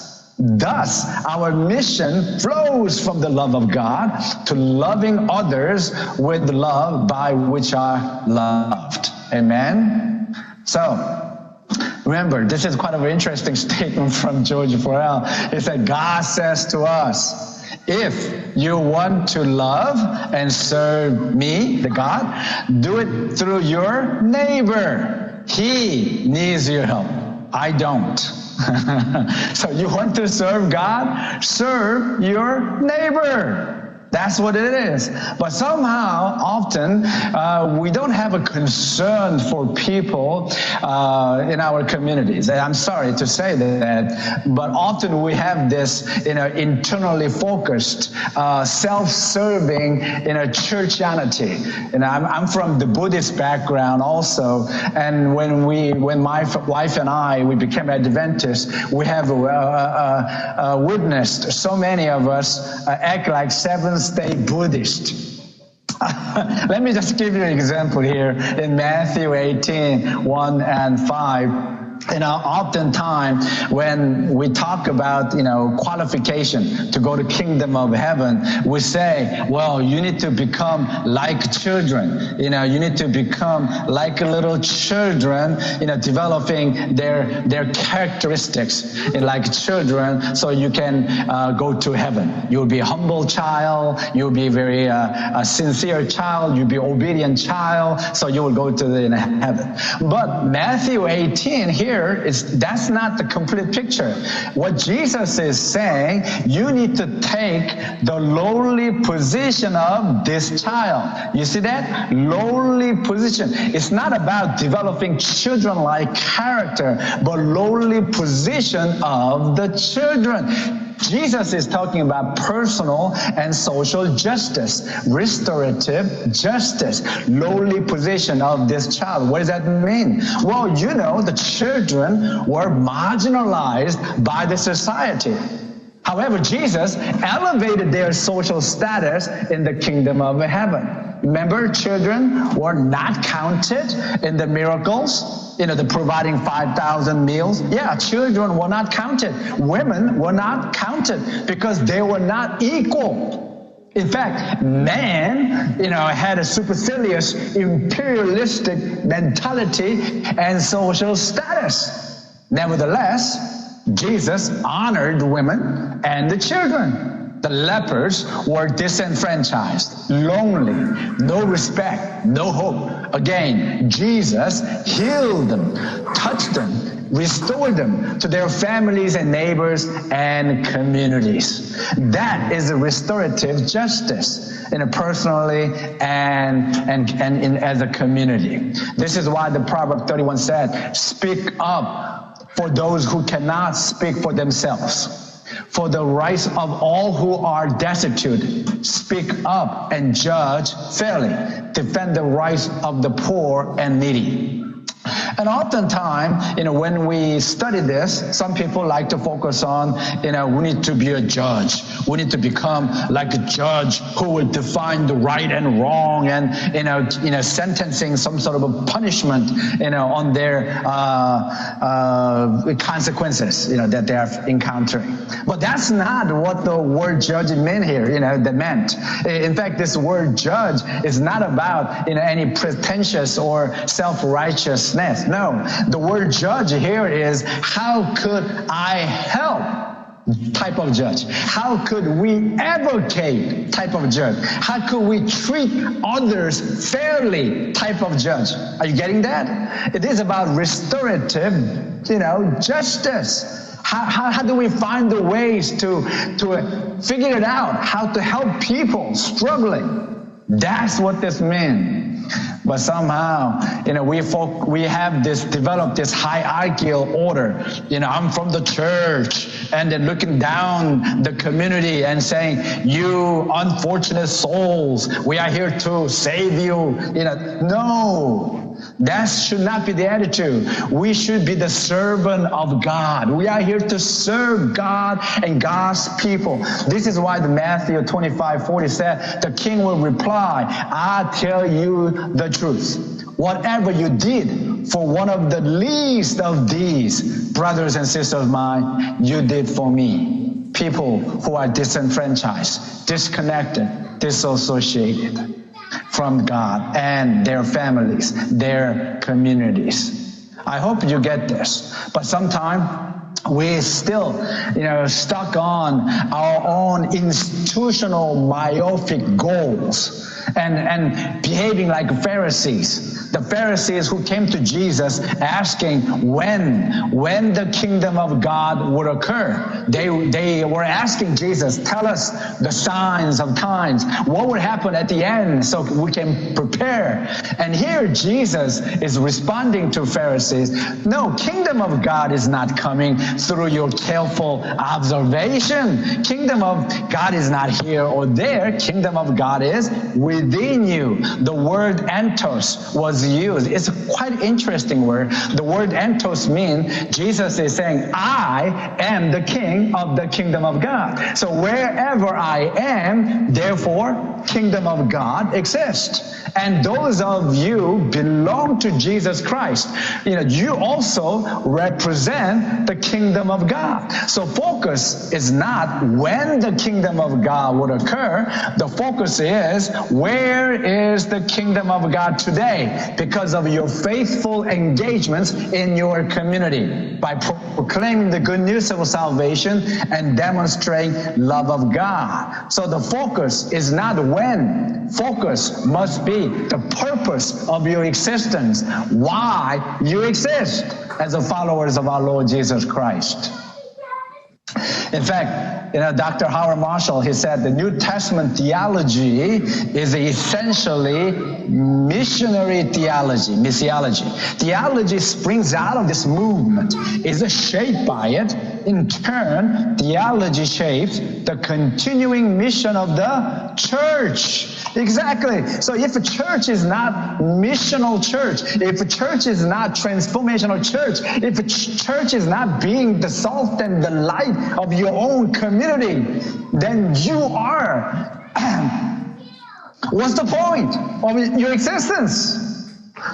We cannot just become social gathering that once a week and holding hands and singing kumbaya and just having self-gratification service and then go home. No, we have work to do here in this world. We are living in kingdom of God, kingdom of grace. We have a duty and responsibility as followers of our God to proclaim the good news of salvation and demonstrate love of God. And then we will be in the kingdom of heaven when Jesus returns. Amen? So focus is not when the kingdom of God would occur, but are we fulfilling our duty and responsibility as a Christian? This is why I believe the church is not at liberty to simply define its mission for itself.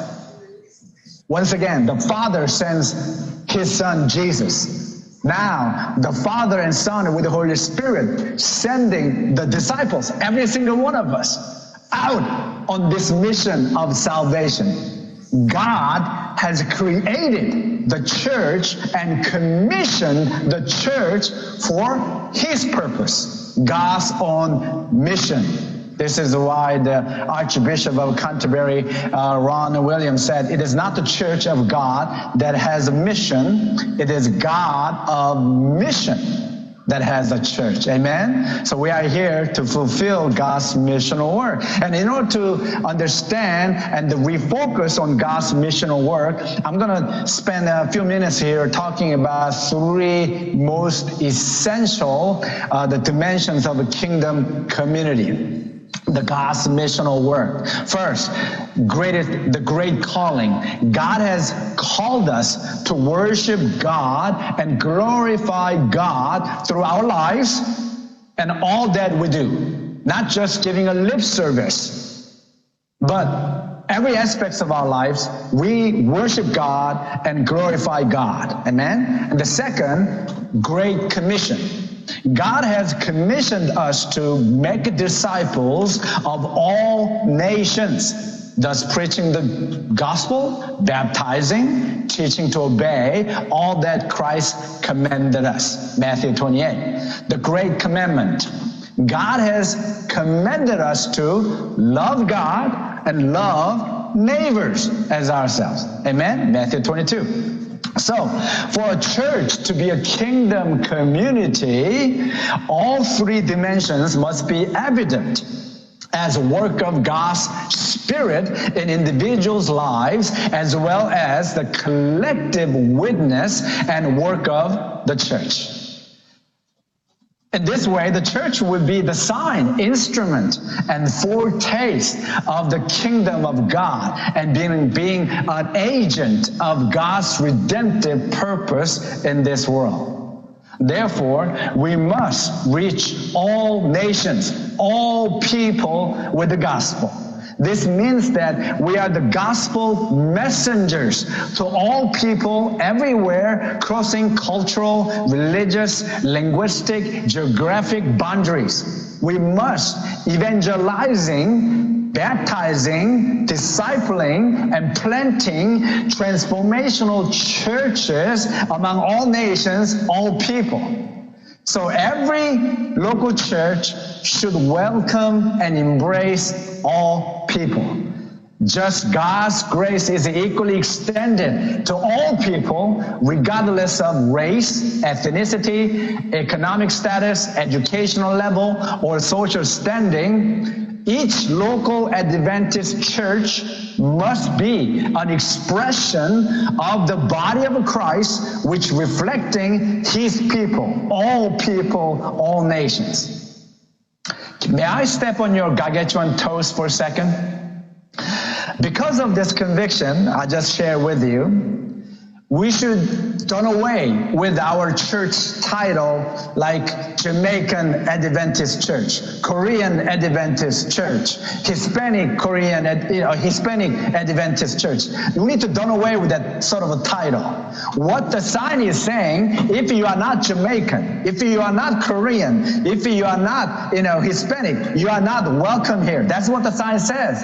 The church ought to become community-based church. The community people, immediate community people must be part of your congregation. Your church membership must reflect your immediate community people.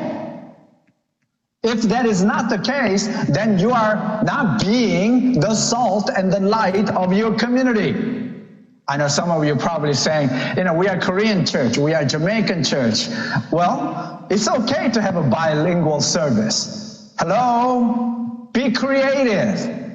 So your church must be the kingdom of God in your community. And if we don't have that kind of commitment, then what's the point of being in that community?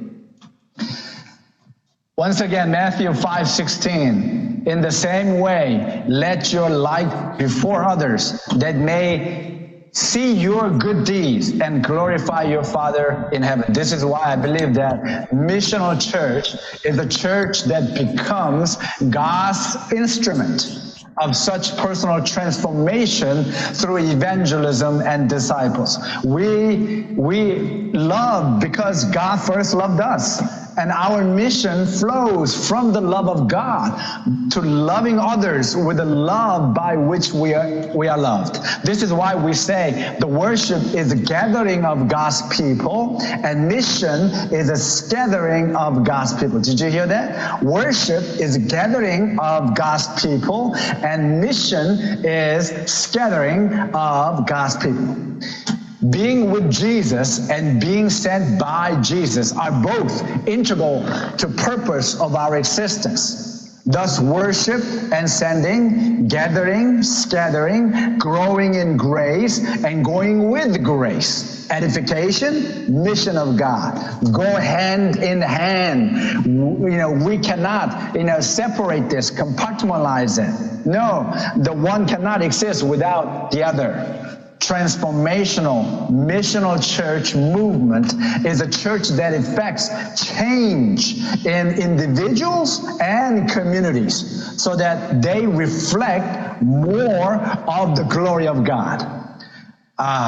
What does that glory look like? I'm glad you asked. It looks like God's glorious character, like righteousness, justice, compassion, mercy, and kind, and whatnot. This is why we must become the tangible, intent, and recognizable, visible sign of salvation.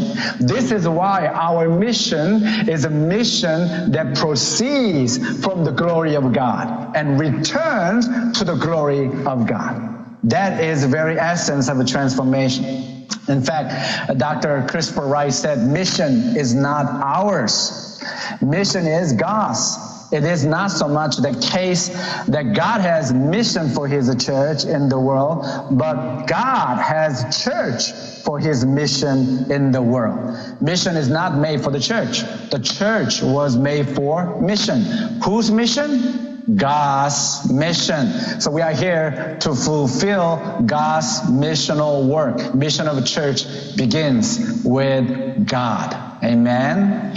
In fact, this is the reason Ellen G. White said Christ's method alone will give true success in reaching the people.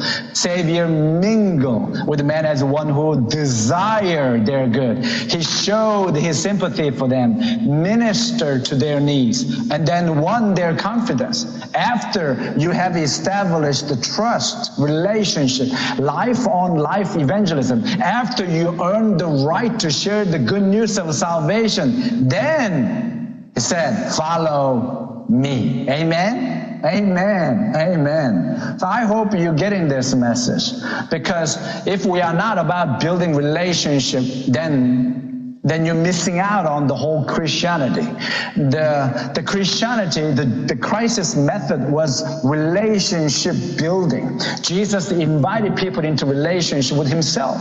He loved them, and in the process, showed them how to follow God. His primary method was what? Life-on-life evangelism.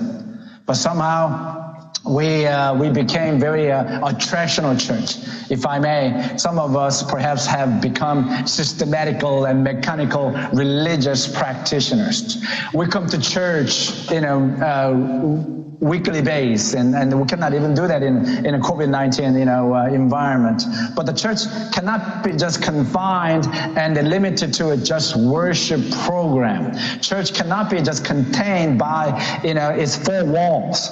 Church cannot be just place and time where we meet for a weekly appointment. Yes, we are Seventh-day Adventists, but we must live our lives as a 7 days Adventist.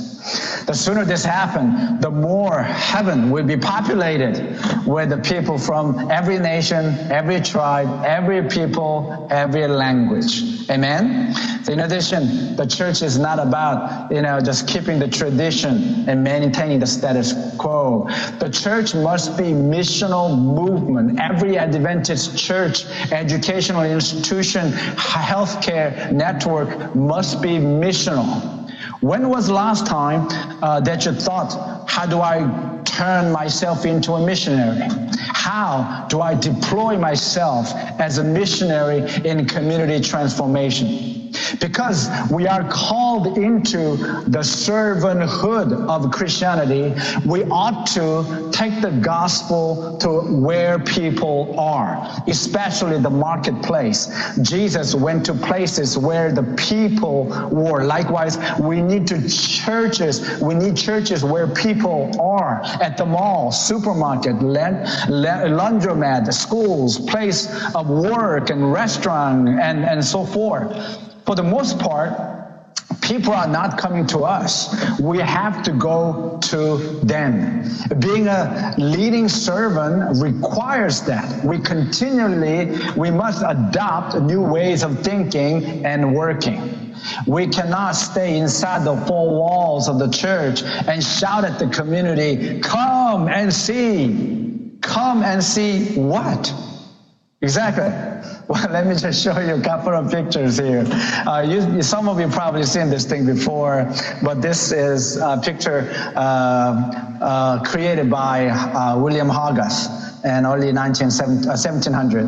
And this is what we call a beer street. Beer street is where people are enjoying their hobbies and drinking and eating and having a lots of love fair, building lots of good buildings all over it, vibrant community. But this is a gin lane. Gin lane is like people selling stolen goods, and mother is feeding a child alcohol, guy selling his golden teeth, I guess, and here people digging graves and stealing things out of graves, and someone is here, hung himself. I mean, it's very depressing in a community. Why do these two very controversial pictures? Well, there's some political ramification built into it with the taxation and the corrupt, government and whatnot. But the painter was also making a statement. He is ridiculing, making fun out of Christian community. You see, during that time, George Whitefield was the preacher preaching even more than 8,000 occasions in the city of London alone, you see. So all their preaching, after preachings, tent meetings after tent meetings, camp meetings after camp meetings, our lives are not changed. That's what he was saying. He said, church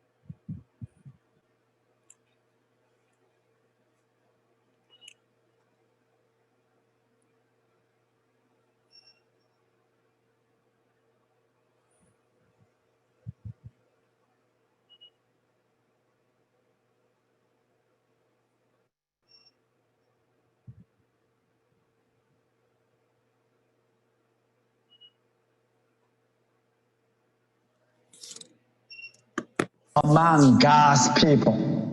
Yeah, neither Jew nor Gentile, which means no more ethnic religious division, neither slave nor free, no more socioeconomic division, neither male nor female, no more gender division. We are all in Christ Jesus. No more cultural division among us. Amen.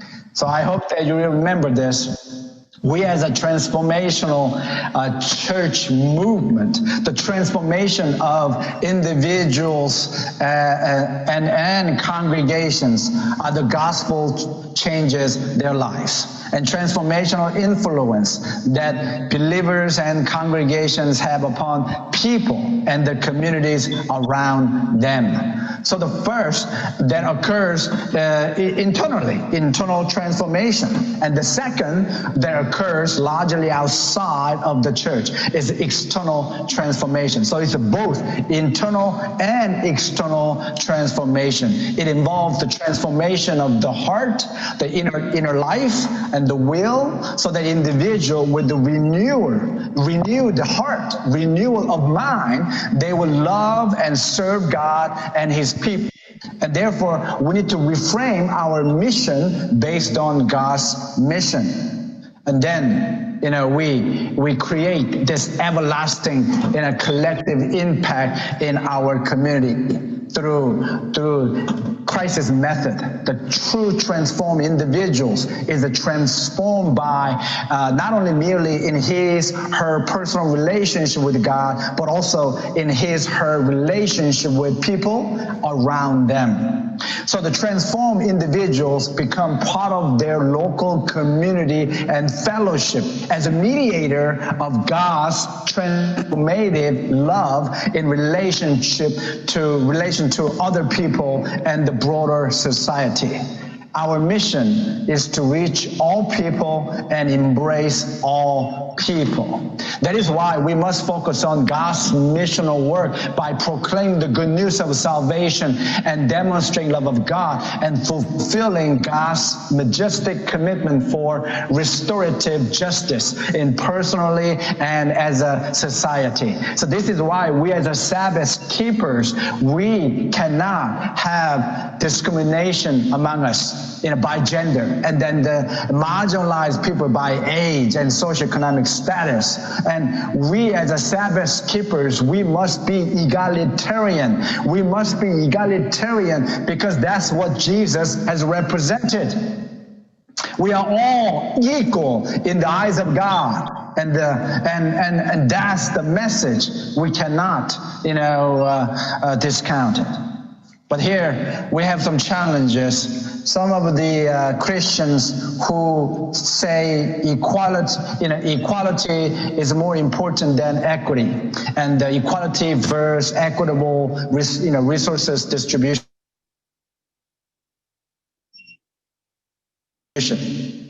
I mean, I understand both value in both, perspective, but true Christianity, in my humble opinion, it is neither equality nor equitable distribution, but liberating people from their bondage, their physical, mental, social, spiritual bondage.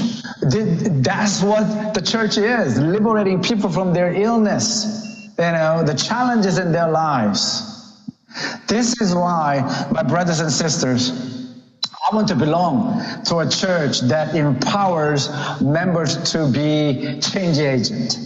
I want to belong to a church that embraces differences and makes a positive impact on families and neighbors and communities. I want to belong to a church that becomes voice for voiceless. I want to belong to a church that examines critically the issues of power, privilege, and oppression. I want to belong to a church that questions hidden biases and assumptions of race and color, the class and gender. I want to belong to a church that is working to liberate people from the physical, social, mental, and spiritual bondage. I want to belong to a church that is becoming defender of people who cannot defend themselves. I want to belong to a church being real. Being real. This is why the Roman 8:21 said, creation itself will be liberated from its bondage to decay and brought into the freedom and glory of the children of God. Amen. The Samuel said transformation is enabled God's vision of society to actualize in all relationships, social, economic, and spiritual, so that God's will may be reflected in human society and his love be experienced by all communities, especially the poor.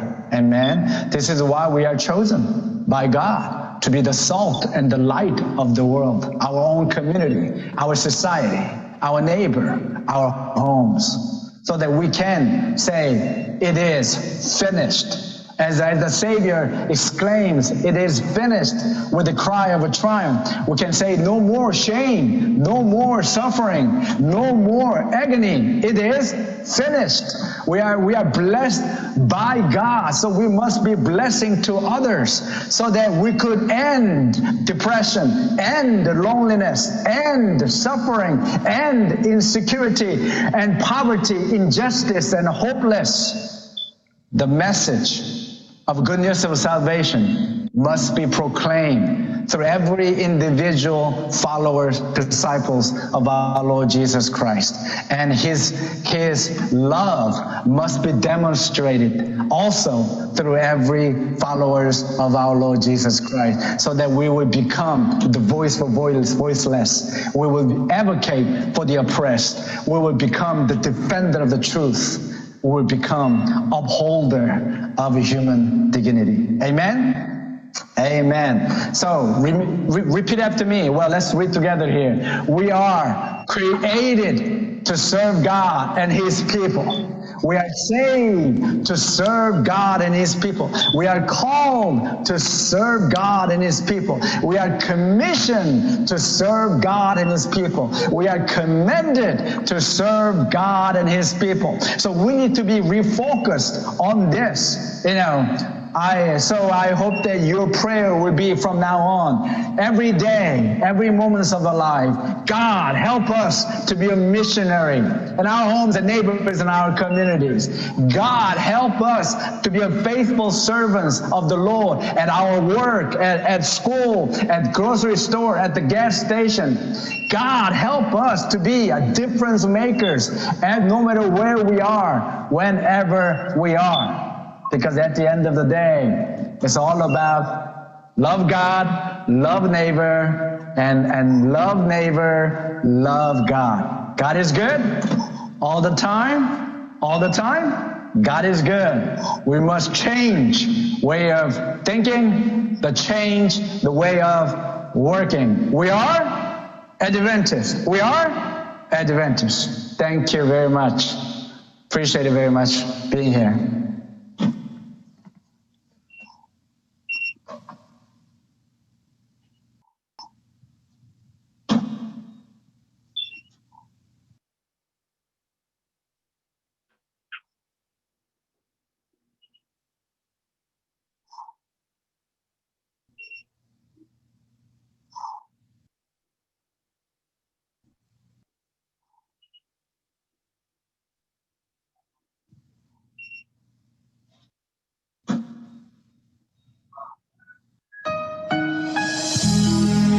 Thank you, God, for being a way maker, miracle worker, a promise keeper. Thank you, Jesus.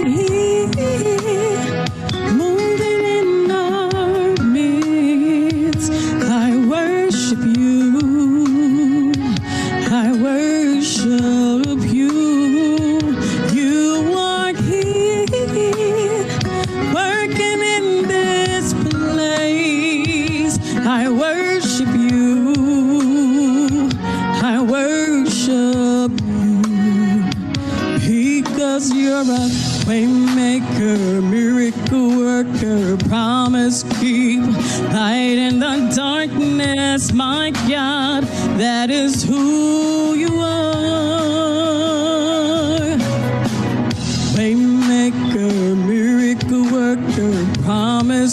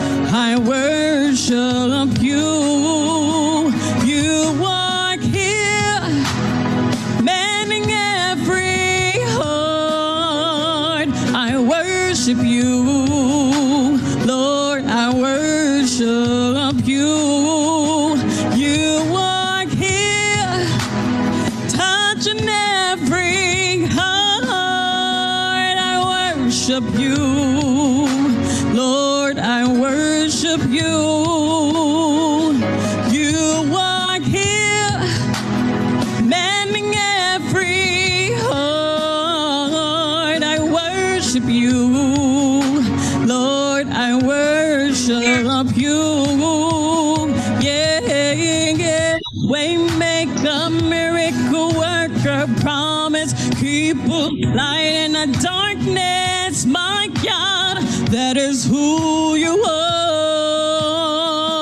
Yeah, yeah, yeah. Waymaker, miracle worker, promise keeper, light in the darkness, my God, that is who you are. You are here, moving in our midst. I worship you, Lord, I worship you. You are here, working in this place. I worship you, Lord, I worship you. Waymaker, miracle worker, promise keeper, light in the darkness, my God, that is who you are.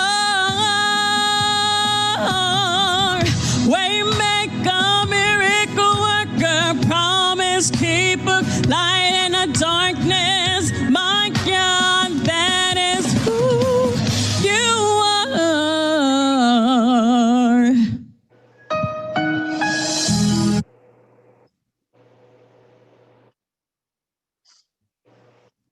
Thank you so much. We're going to have the baptism now, right here in the North Bronx Church. Standing in the baptismal pool is Pastor Andrew Dykeman, and we have Sheila Lockhan.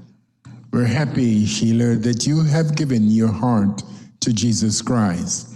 It is the best decision one can make. And so, Sheila, having accepted Jesus Christ as your Savior and your King, upon the profession of your faith, we now baptize you in the name of the Father, in the name of the Son, and in the name of the Holy Spirit. Amen. Hallelujah.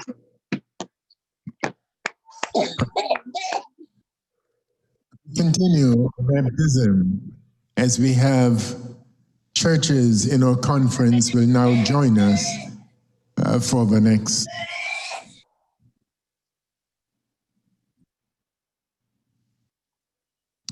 Pastors, your members are with you, and we are glad for these candidates who are standing in the watery grave of baptism.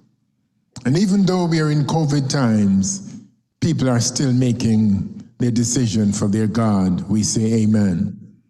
And so, my dear friends, having accepted Jesus Christ as your Lord and your Master, willing to go all the way to Calvary with him and to leave the kingdom of Satan, upon the profession of your faith, we now baptize you in the name of the Father, in the name of the Son, and in the name of the Holy Spirit. Let the church say,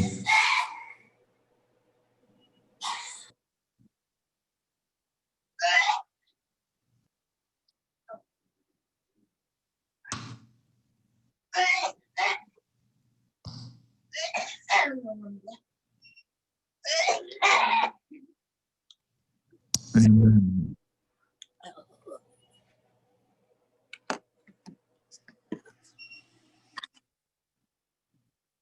We give God thanks for those individuals who have surrendered their hearts to him.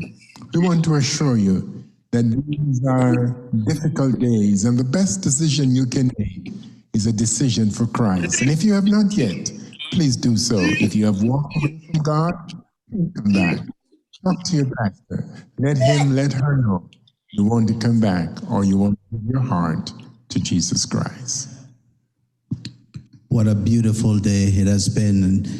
And there's no more appropriate way that we could have ended this than to celebrate with baptism. And we say to God be the glory, great thing he has done. This has been a wonderful experience thus far. Mazuka, I don't know, but you tell me have you been blessed with the experience? I have been blessed. One thing I can say is that there's no difference in if we had met this morning, this afternoon, together. And I'm so glad that in spite of the circumstances, we are still able to feel the warmth of the love of Christ and fellowship with one another today, in spite of everything that's going on. Marari?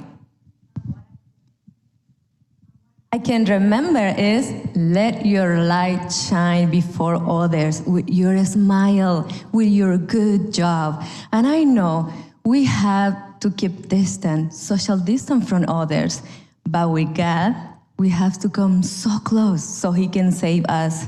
And remember, refocus, recuérdate, reenfócate. That's beautiful, refocus. You know, earlier, Deborah did sing for us, and we got lots of text messages that, oh, you couldn't hear so well. We here could hear, but those on virtual land could not hear us. So we heard your cry, and of course, we are going to have Deborah sing for us again. So, you know, sit back, relax, and enjoy the music. But before Deborah gives us the prayer, again, we just want to say thank you so much for spending the morning with us. We're going to remind you that we are going to be here again this afternoon at exactly 4 o'clock. So whatever you have to do in between, get it done, because we have an exciting experience for you this afternoon that you do not want to miss. So that's 4 o'clock. We are going to be back here, right here on your various platforms. So thank you so much again for sharing with us. Thank you much for the blessing, and we look forward to having you with us this afternoon. At this time, we are going to have our closing prayer, but right after the closing prayer, Deborah will give us another musical selection.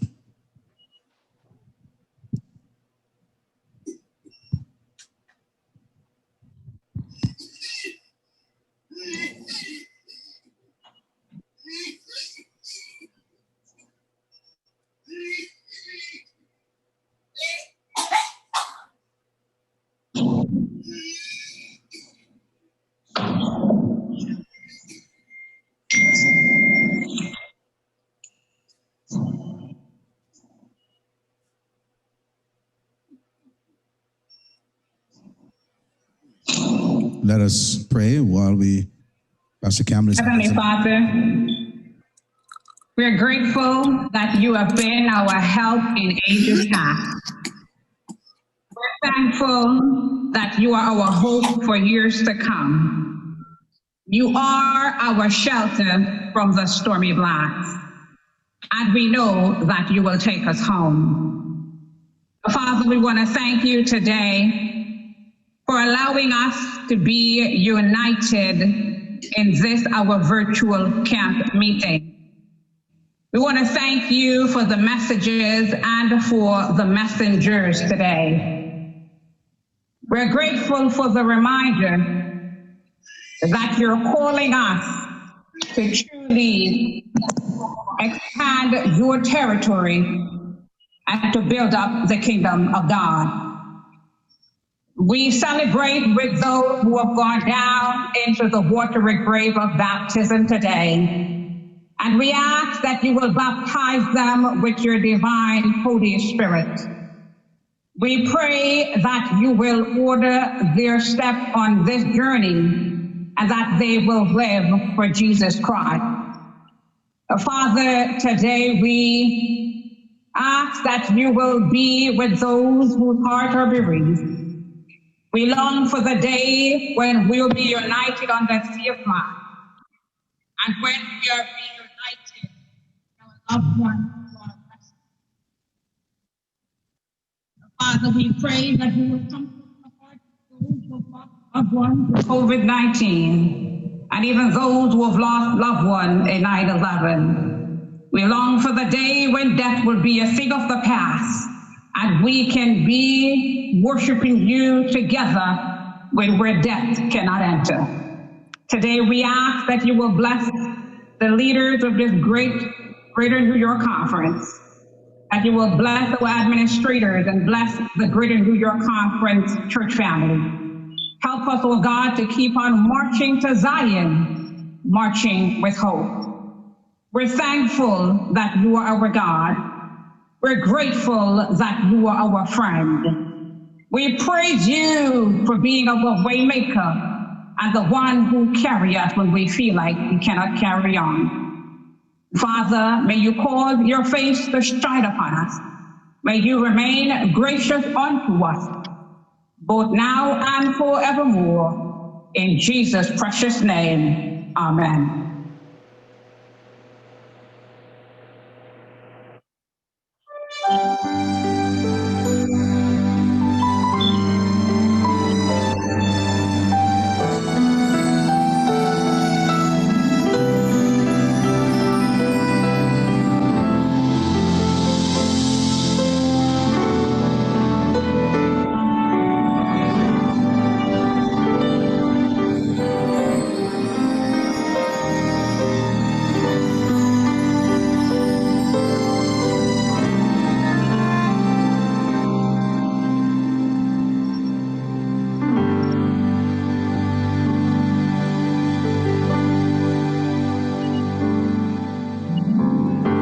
The room grew still as she made her way to Jesus. She stumbles through the tears that made her blind. She felt such pain. Some spoke in anger, heard folks whisper, "There's no place here for her kind." Still on she came through the shame that flushed her face, till at last she knelt before his feet. And though she spoke no words, everything she said was heard, as she poured her love for the master from her box of alabaster.